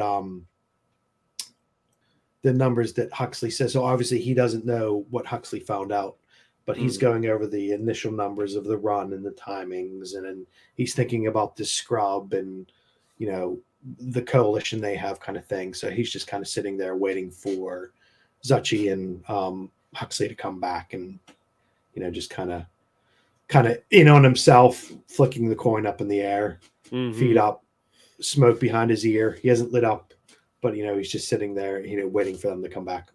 Yep. Sounds good. And I'm assuming it's probably Zuchy, unless you wanted to like do something else. You were the closest. You didn't really leave the area. So you'd probably be like unless you, and like I said, unless you have something else that you want to do, you'd probably be the first back into the room anyway. So, Yeah, I think I think actually what I'd like to do Mhm. is to be able to kind of tinker in one of the. I'm sure they've got a room for like people that are kind of mess around doing their own thing, like talking about like for my suit or whatever. Mhm. I'd actually like to do like a try to find some chemicals and stuff like that and try to make a like porcupine deterrent just in case we were run into them, regardless Mhm. of knowing the signs or not. Yeah. Yeah, sure. There, we'll say there actually is a science lab in the Yeah. offices that likes to take samples of creatures and everything that they run out, because one of the big things too is, you know, these animals and everything, the wildlife in the burnt is constantly being mutated and evolving very rapidly because of the radiation. So it's nice to kind of keep up with that every once in a while. Mm-hmm. So yeah, there will be a part of the offices that has samples of some of the creatures that they found. So Okay. so yeah, if you want to use some of that and see if you can create, are you trying to create like a pheromone to attract it or to deter it, or Yeah, I think I'd want to deter it just because even to do something to charm it, to attract it to, I still think it wouldn't turn out very well. So Mhm. I think trying to deter it would probably be a better thing. Sounds good. So why don't you go ahead and give me a brains roll Okay. with whatever it was like science and nature or whatever we came up with. So Yeah. Okay. and go ahead and beat a 4. Okay. That's 5. Nice. So that's a yes. So yeah, you're able to kind of come up with something that you are pretty sure that it will be able to repel, kind of almost like a bear spray of sorts. Yeah. That will be able to give off a scent that can repel the Kodiak porcupines. Yeah. And as I'm, trying to bottle it up and get it into a capsule or whatever to put it into my sprayer or whatever, like I'm like crying. It's like it's just it's so hardcore. Like even I put like they have like specialized helmets. I put it on and I'm still crying and like sniffling. People are walking by and I'm like, I'm fine. I'm going out on my first run. Yeah. I'm so excited. People are like, that dude's gonna die. Yeah. And then the other person next to him was like, yeah, have you seen their suit? Oh yeah, it's from Peterson suit. Yeah. Oh shit.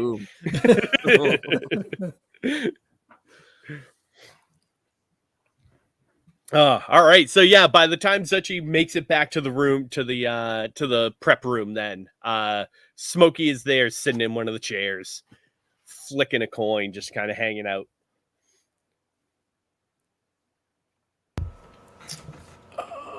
So you say everybody's back then?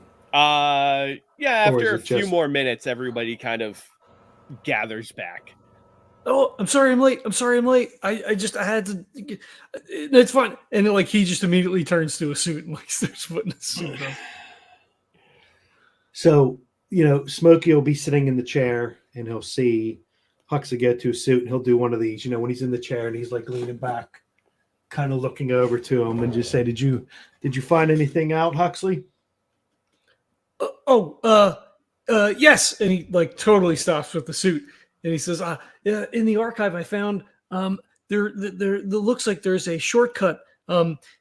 It's near the Mega Mall, but I think if we zig right instead of left, I mean, we'll have to see when we get there. But there's a tram, so if we can get in the tunnel, it'll shave off like about an hour, maybe.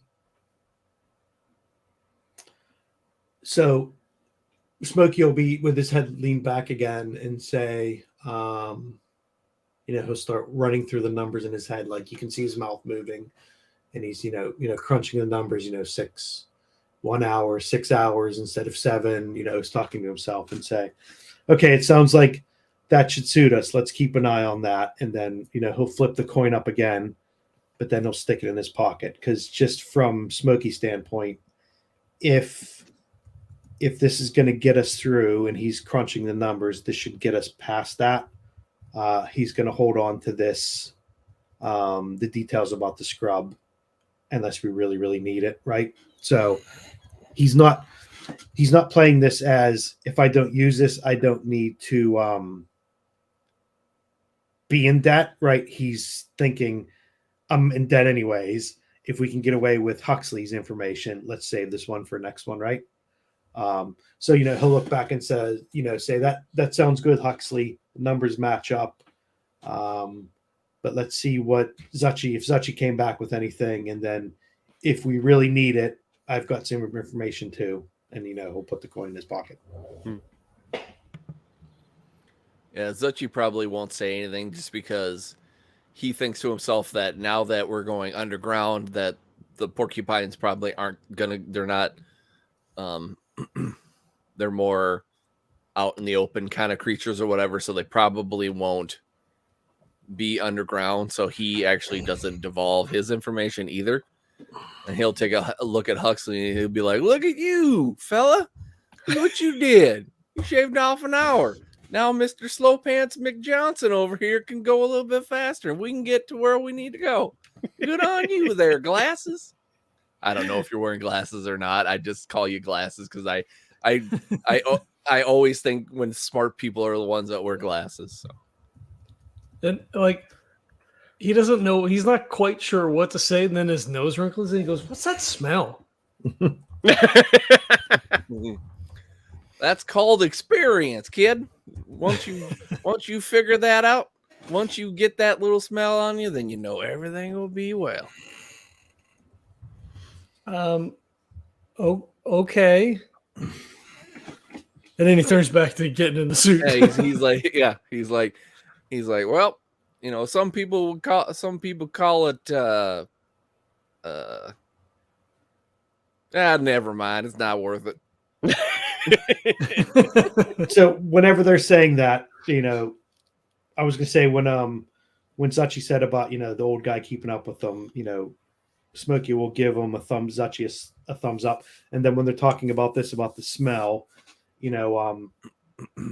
Smokey will jump up and say it's the sound of victory and success, and he'll clap his hands and say, all right, let's get in our suits. Huxley turns around almost all in his suit already. Yeah. The rest of us get in our suits then. Smokey, is that like a catchphrase before we all get in our suits and go fight crime? Is that what's going on? We don't want to have the same phrase before we start each one. Let's come up with a different one. And then I like that. Unless I look over at Huxley and I've seen him lay out his iron. He goes and takes an iron to his socks and lays everything out. Yeah. Unless you want to have the same phrase for every run. No, whatever you think is best, Mr. MacManus. And then I'll ask him if he thinks the suit makes my ass look fat again. and he kind of awkwardly chuckles. He remembers. Good. Is that the new phrase, sir? No, not for a run. I was just wondering if my ass looked fat. And then I was going to say, does Smokey have? Yeah. So whenever Huxley's looking at him real quick, so Smokey will pull out a quick flask quickly from his locker and just take a quick swig and just look over and say, "This is the first one today, I promise." And then he'll put it back in.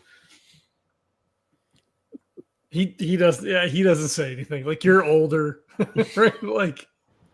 As respect my elders.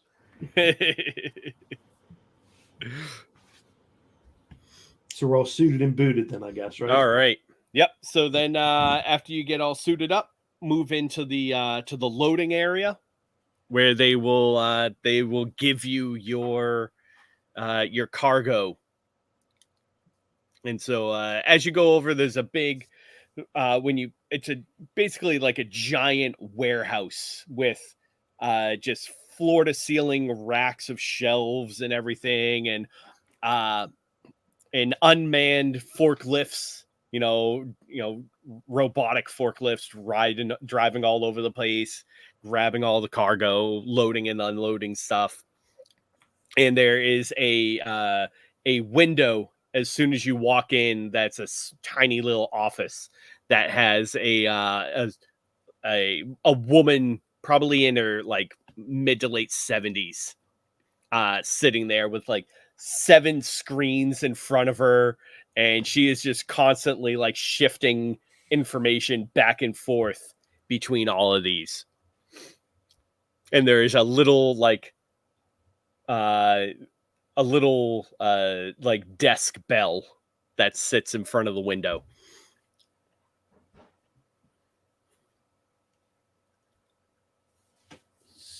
If no one else steps forward, then Huxley would like look to the other two and then kind of like step forward and ding, and then like step back. She stops almost immediately when that happens, and she swivels around in her seat and looks. It's like registration numbers. I think Huxley would know his and just rattle it off. Yeah, just give me 5 random numbers. How's that? 74685. And she immediately then looks like up into the space in front of her and moves her hands around a little bit and goes, okay, yes. If you would take the loading dock 17, your cargo will be there soon. It appears as though you are taking a load of coal over to Green Hills. Is that correct? Yes, ma'am. All right. Yes. So loading bay 17, they will load you up there. All 3 of us, ma'am? Yes. Thank you. They have the cargo divided up along the 3 of you as you will, if necessary. Yes, ma'am. Thank you. And she swivels back around in her seat and begins to start moving things around again. I think he waits a beat, right? Like, because he's not familiar with any of this shit. Yep. And then like she doesn't turn back around, and he just kind of like shrugs and looks at the other 2 guys. Let's go carry some coal, and then Yeah. Smokey will head over towards that. Yeah. And everything is like, you look on the ground too, and everything is like very clearly defined, like painted lines on the floor where like you have the green like leading to like where you can go. Yellow is like, okay, you can go here, but watch where you're stepping because you might get run over by a forklift. Red is like, people do not pass this line. So yeah, you have like the little green area in front of the loading area where you are, and it very quickly turns into a yellow zone. And then you see like lining the far wall, like all of the various bays set up with giant white numbers on all the walls. All right, we head to 17. All right. So yeah, when you get there, there already is a forklift driving over to that, and you can see it's carrying like large bundles of stacked coal. Is there anything? Is there a conveyance that we're taking with us, or are we just loading this up on ourselves and taking it? Yeah, you're just loading it up on yourselves. So it's packed. So it's not like a bundle of loose. It's not like they'll dump like a giant buckets of coal in front of you and be like, okay, figure out a way to carry them. Like they're packed well. So Okay, so I have a cargo pack. I don't know what anyone else has. Okay. Yeah. So it is the basically 9 the total amount of coal is a size 9 that you have to take with you. So if one of you wants to carry it, I don't know what your free capacities are. But if one of you wants to carry it, or if you have to split it up between 2 or 3 of you, you can go ahead and do that. My capacity's 33. Well, let me ask you this then, Kevin, because you have the trailer essentially, right? You've got an extra thing that you purchased. If you dump that for this run, because we won't need it on the way out, will that increase your speed? So the cargo pack size is 3. So if I dump that, my size is down to 10. Oh no, But it doesn't do anything for speed or drain or anything. The cargo pack actually is a -1 for speed. So dropping the cargo pack will increase your speed by 1. Okay. And if I drop my Geiger counter, that does my drain. That gives me 1 extra drain, so I'm down to 4. And then my is that speed, something where he could choose not to turn it on, Jesse, as opposed to like remove it from the suit? Yeah, that's something that you could just like detach, like. Well, because I took a note to shed. Yeah, I took a note to get rid of the Geiger counter, anyways, to gain that, because I'm guessing if with 2 other people, one of the other ones are going to have it. Yeah, it's like when you're driving and you turn the radio off. Like you can that would give me a drain of 4. Yep. And it would bump your speed up. And if you got rid of the cargo pack, that would bump your speed up to 300. So that's 300 in drain of 4. So that's 240, right? 6 times 4, 240. Oh no, wait, that was the speed. No, your speed would go up 1. So you'd be at 5. You'd be 300. Yeah, it'd be 300. So in character, then as we're looking at the load, Huxley's like doing the numbers. He says, Mr.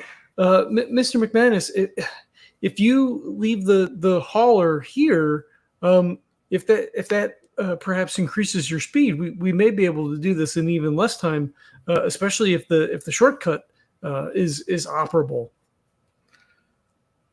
Of course, we don't know if they have anything for us to bring back. They did not provide that information, but assuming that we don't need it, I mean, if we can take all of this coal over, we should be able to return with whatever they may have available. Of course, the decision is yours. I don't wish to say that you shouldn't bring it. I just it is a long distance. So I'll look at Zuchy and Huxley, so they have enough. So we're saying the coal's 9, so I'm assuming their capacity between the 2 of them should be fine, right? We're not going to, considering Zuchy's. Oh, you can. Okay, I was going to say, because considering Zuchy's supposed to be the speedy whatever, I didn't want to weigh him down with a giant thing of coal. Yeah, I literally only have a capacity of 15, right? Because it's only your chassis and then any other attachments, right? So I have the rucksack, so that gives me an additional 5. Right. Yeah. Okay. That's fine. I mean, between the 3 of us, we could split it. Right. If I really wanted to. Yeah. So yeah, I'll say I'm going to make sure the old man doesn't, drag you guys down. As long as you can carry that stuff, I'm fine, and I'll pull my arms out of the cargo pack and let it drop and chuck it in the locker. There you go. Yeah. Yeah, so I mean, if you were to do that and turn the Geiger counter off, that brings it down to a 10-hour run, and that puts both you, Smokey, and Zuchy right at the line. That's fine. So yeah, and then in theory, if you do run into any situations, Huxley has the power. Cables that he has the reserve that he could theoretically help you guys out. So yeah, that sounds good. Just make sure you guys don't run too fast ahead of me. Make sure you keep an eye on me when I'm lagging behind. All right. Yeah. So you able is Huxley, are you taking the whole thing or are you spreading it out between everybody? I think we spread it out, right? I mean, it makes even tactically makes sense. If something happens to somebody, then not that we would leave anybody, but right, yeah. If the worst thing happens, at least we get some of the cold air. Some of it's better than none of it. Yeah. Right, and it just gives us more. Like, I know the suit compensates, right? So it's not like someone's going to be staggering with the 9, right? But it does make us, like, in theory, more maneuverable, right? The one person doesn't have it all. So back to Zuchy's point. So the capacity, just the bear capacity is 15, right? Is that what we said? Yep. So if I drop, I was going to say that's minus whatever stuff is on the suit, right? So exactly. Yeah. Okay. Cool. Yeah. So I was just looking up the cargo pack, and that's 18. So that's what got me to 33. Okay. Yep. Yeah. Cool. Exactly. Yeah. Yep. Sweet. All right. So yeah. You kind of spread the load out between the 3 of you, and head out to the disembarking area. So there's this giant kind of service elevator at the end. So it's almost think of it kind of like a hangar bay. So at the end of this, at the end of the room, the large warehouse, it's just like an open area, and that's where the elevator section is. So you step onto that, and that whole floor just begins to drop down slowly. And it's just like framework ahead of you, service elevator as it goes down just below ground level. So they make it so that the runners, there's like a tunnel that leads right to the outside of the city.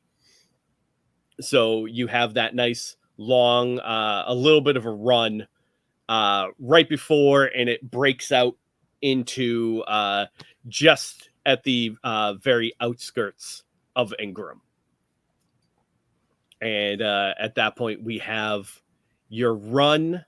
The very first run for the 3 of you has finally started. Sweet. You want to cut it there, or we'll go ahead and cut it there? Yeah. Your first run has officially started, but we'll start that next time. Right.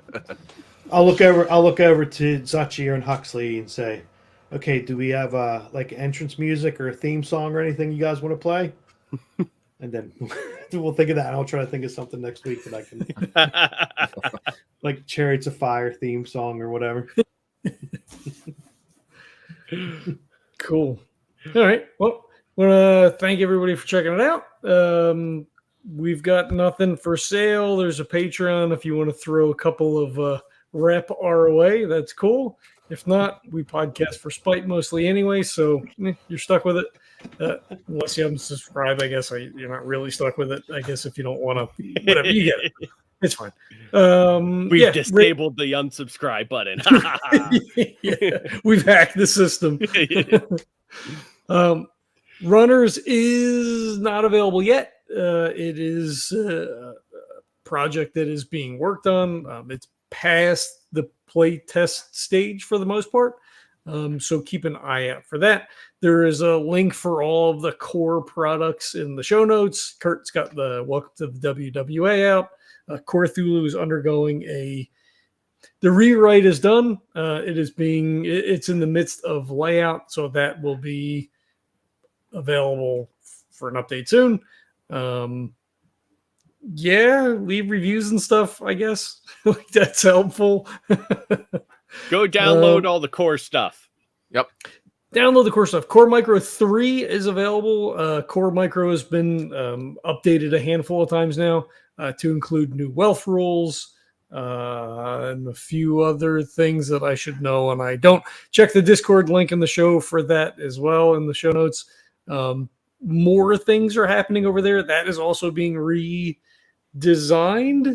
So reorganized. Yeah. Reorganized. It's Discord. You get it. Yeah.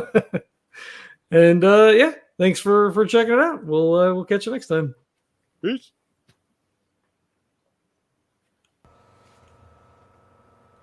Post show. Post show, yeah. What did you think as GM? As far as how to, you knew it was going to take us forever to get to a run. That I was did, a which given. was totally fine. Yeah. Plus, we're all. I mean, my hope with like the prep work of it is that once, and this is kind of something that will happen with every game, right? With every system, regardless, is that it'll become just a little bit more fluid. And even like towards the end, you guys were getting like the numbers made sense quicker and everything. You were kind of able to just figure it out right off the bat. So once that becomes a smoother process, I felt like that was kind of the only thing that took more time, but time that I knew it was going to take anyway. And I think we've said this before when we've talked about this. Whenever I'm listening to a game, and if it's something new, if it's Savage Worlds and I've never played it, I don't mind those early sessions of, okay, what's this mean? That, do that, because it fills people in, right? Right. And even if it's something that you're used to and you've played for 30 years, to me, and maybe it's a personal thing, it doesn't take me out of anything if someone says, okay, well, what does this mean? How do I do that? Now, obviously, you don't want that to be ongoing, right? For every time you do something. But I do find that good every once in a while. If someone says, okay, well, if I want to do this, I have to do that, and it means that kind of thing. So it's nice as a listener to be able to like experience a new system without actually having to sit and read the book. Because if it's something you might be interested in, then you get you kind of get a feel for it. You get a sense of like what's going on, and you're like, oh, I really like that. That's cool. Yeah. I'm gonna go pick that up. Maybe maybe my group will want to play that, right? Like Fandible was always great for that because they play a lot of different systems. I just re-listened to their 10 Candles episode tonight or this afternoon, and it's just cool. Like I can't say I could run the game today, but like I have you understand it, a decent understanding of how things are working, right? Look, I don't want to offend John, but 4E, right? If you just every time you rolled, you were explaining it, you'd be here forever and a day. Oh yeah, but those few of them of, okay, well, this is a reaction, this is a this is what this does, to me, I'm like, okay, well, it doesn't take me, but that's me, it doesn't take me out of, I don't lose immersion when someone says, okay, well, if I roll 5, do I multiply that by this or that? It does. Obviously you don't want it every single time you do it, but I think the only, in hindsight, the only thing I probably would have changed is to have done that in like that initial setup in character, like actually have Briston run through that. Oh yeah, like okay, this is how long your thing is, how much power you're using, what's your reserve, like run that through in game, like in character, rather than doing it like out of character type meta number crunching. And I would rather, and I think it fits good if we do that, right? If the three of us, so the next run we do, now that we've had that thing, say, okay, Huxley, how many, how much battery do we all have? How much drain are we going to do? Do that in character with the three of us instead of just John and Kevin and Kurt doing it. Yeah. That was the only thing, is it felt like a John, Kevin, and Kurt discussion and not a Huxley, Smokey, Zuchy conversation. Yeah, and the next time we do a run, we'll just, we'll know that because it's our first one. Yeah. Hey, it's our first run and their first run, right? But, it just shows too, like, at how quickly you guys are able to take to things is that at the end when you were loading, that was an in character conversation that you had. Yeah. So, well, we went back and did it in character. Well, when I was like, oh shit, that's right, you have that fucking hauler. You're going to be slow for that. Like, see, I told you I sacrificed stuff just for that flamer. So now I've got to shed some other shit just because I wanted that stupid flamer. Well, so if the run wasn't as far, I don't think it would matter. No. Right. But I think because the Geiger, of the distance. Yeah, the Geiger and then the cargo pack, because that does take up quite a bit. So yeah, cool. Yeah. Cool. What do you got, Kurt? Seemed pretty good. I mean, besides the stopping for me because I didn't have shit for my suit or whatever, but That didn't again, take that long. yeah, though. that's a me thing. But then that also feeds into it because then you're saying, okay, well, I've got this and it's that. And, for a first session, if it's a new, if it's a new system and you're new to the system, Yeah. I think that does fit in. I don't think we got too meta with everything. It would just fit in with building a character, or this is how I do it, or that kind of thing. I don't think we took ourselves out of it, or anybody listening too far out of it, because we I weren't. don't think so. Okay, what page is it? Oh, I can't find it. I think we all kind of knew. It popped up pretty quickly, kind of thing. So I don't think it was. I don't think it was anything. Yeah. That distracted from anything. Yeah, for sure. Yep. And I think some of that stuff too, even though we had a meta conversation, we tried to bring it back then in like, okay, take that information and now let's do it in character. Yeah, because I think we did that a couple of times for sure. Yeah. Yeah. Oh yeah. Well, what happens if I do this? Okay, now my character is going to say that. Yeah, exactly. Yeah. Yeah. I think that worked out good. Yep. Yeah, and overall, I liked the intel gathering. Mhm. I think that worked well because you guys had in character motivations, and you had sources that made sense, and it tied all together. Yeah, and it was nice and useful. So, yeah, and everybody has their own way of doing things. It's not just, oh, I do this, and oh, I do kind of the same thing, because I kind of, when I was doing the whole like, oh, I want to get some intel, and I was like, well, I'm not going to do. I didn't, it's going to be kind of like Smokey. I'm going to a person and trying to get information or whatever. I'm like, okay, how can I change this up? And I was like, well, I could do the whole animal thing because that's kind of part of his story. So use it that way instead of just being like, I do the same thing, but I'm doing it over here now. right. Like, I talked to this guy. Yeah, Right. Exactly. Everybody passed the library use. They just have to go to different libraries. Excuse me. And I feel like not a lot of rolling in the first session, which is not typical. Yeah. Right, for exactly, our yeah. games. Yeah. A, it's us. B, it's core. So Yeah. But I think when we did runs before, those roles did come out during the run, right? So there For was sure. lots of Yeah.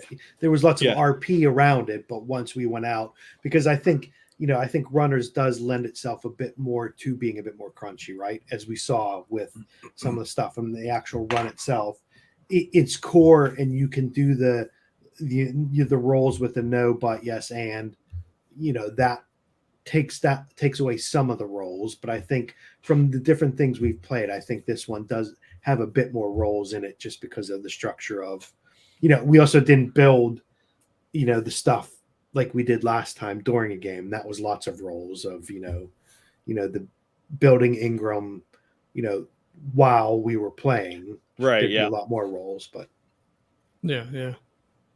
So no XP tonight. Well, I noticed I guess that, yeah. one for leaving, right? I mean, if we're going with the True, yeah, but there were no yes On the rolls, ands, no buts. Yeah. Yeah. I think we're all pretty close. It was either on the money or just by one. So Yeah. yeah. Just did what we had to do. Yep. Yep. I did pull that up there right before we started rolling, because I couldn't remember which ones gave you XP or which not, which didn't. Yeah, there's a couple other things too. So like leaving and returning is an XP for each, which is I think a holdover from the Day Trippers thing. Defeating enemies, solving a puzzle, moving the story forward. There's some like vague things that you can also Outside of add. roll. Yeah. Yeah. So, but yeah, I mean, we'll definitely hit more of that in the next session for sure. Oh, absolutely. Yeah. I mean, shit, when we played Noir last week, I think I made like 12 XP. Holy crap. Yep. It was a shit ton. Yeah. And usually, we'll do rolls here and there or whatever, but that was just like, I was like, shit, I can't not have you roll on these. So here we go. We're racking up the old XP. Yeah. So if I make a Absolutely. bunch of rolls and get XP, can I get rid of that rep debt? No, but I like that. I think that plays in really good, especially for the fact that, knock on wood, fingers crossed, we don't need to use it during this time. I mean, if we have to use it during this run, then we use it, right? But I think it's cool to have that hook in there that, there is that I'm into to her. And, we have this for scrubs for help. So, yeah. And that opens up more storylines too. So like, say we go this session, we decide to do something else. Then it's like, oh, hey, there's a little part you can pull from. Yep. Yeah. And one thing too with Intel is that it doesn't go away, right? It's not like the shortcut Huxley found. Like, unless there's something catastrophic that happens, like maybe the tram tunnels can collapse and stuff like that, and that'll go away. But I'll make sure I don't do that. Smokey will be good inside the tunnels. Wait till we get out. But so those will always be there. So that is, now that you've collected it, that is a piece of intel if you're going through that area that you'll have. Yeah. Mm-hmm.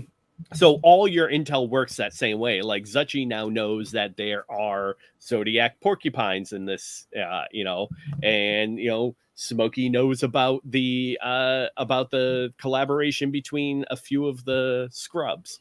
So that's information that you have now that, if you go through this area again, can be useful in a future run. Or we can use it also. Yeah, so you can use it. That's why you always get one free piece of intel.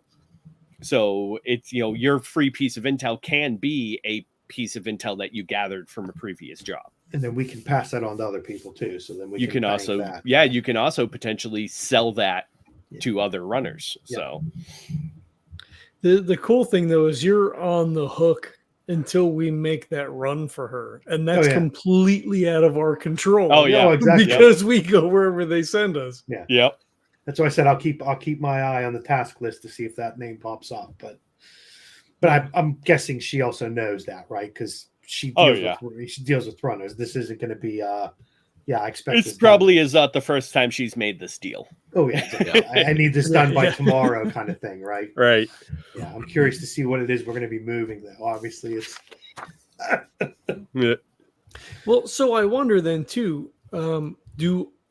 How much freedom of being able to run do we have? Right. So like, if we went on a second run and a third run, and this place still hadn't come up, that we could just be like, hey, we're gonna like take these suits and jet, we'll be back tomorrow. Or are they like, no. Get the fuck out of the suit. The suit goes back in the armory, you go back home until we call you. Yeah, I mean, in your specific circumstance, where you are like your Brand suits new. For now belong hey, we're gonna to go the out. Organization. Yeah. Like they stay in the offices. Yeah. But I mean, there is a chance that like down the line, you could build your own suits. You could buy your suits from the organization. So there always is that opportunity. And then at that point, you could start doing runs on your own as well. Yeah.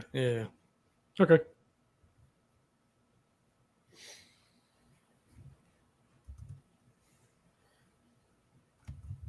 Did we beat this to death already? Is that it? I don't know. I mean, it was pretty. We went through all it was a pretty basic first session as far as runner goes. You got your job, you did some intel, you crunched the numbers. Like, I think it was a good setup for that. Yeah. We hit those points that you want to hit before you go on a run, right?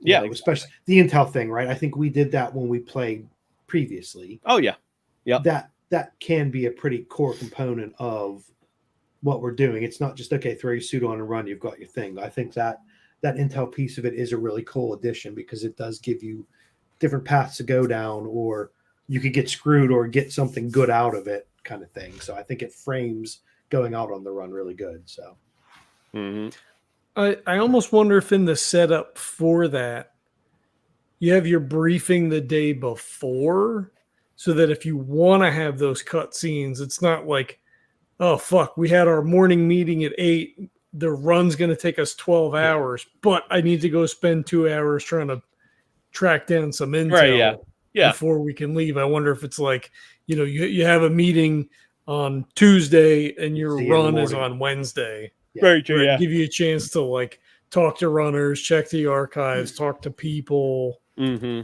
Yeah, that makes sense. read the newspaper, whatever it is. Right, yeah.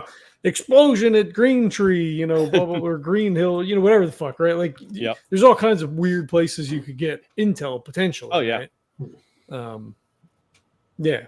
Because I feel like it almost like it ramps up the tension to be like, all right, we're gonna get ready to go. We're gonna do this thing. Oh wait, now we're gonna go back and like go to find some of this other stuff. True, that's a good point. Yeah. Maybe I don't know. No, I like that. Sounds Yeah. good. I agree.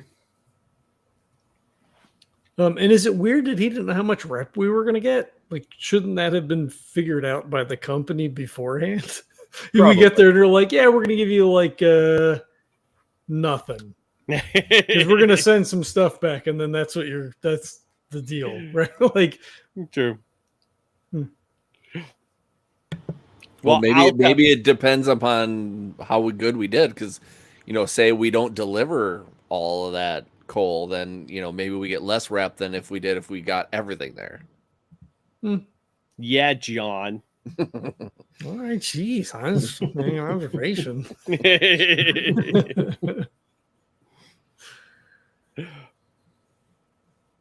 Yeah, no, I thought the setup was good. I knew we weren't going to get anywhere tonight, so Yeah. Yeah.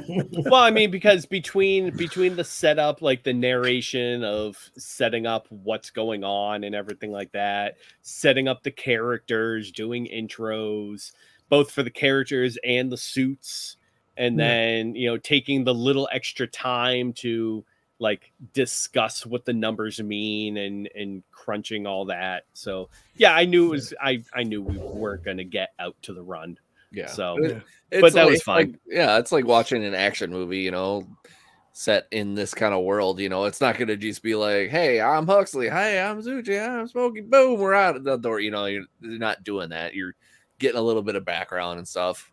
Right. On Yeah. the world and stuff. So I think it went a good length, right? Because if we didn't do the stuff we normally do, the run, we didn't want to cut the run off halfway through, right? Right. We didn't Exactly. want to go for 8 hours. So I think it did.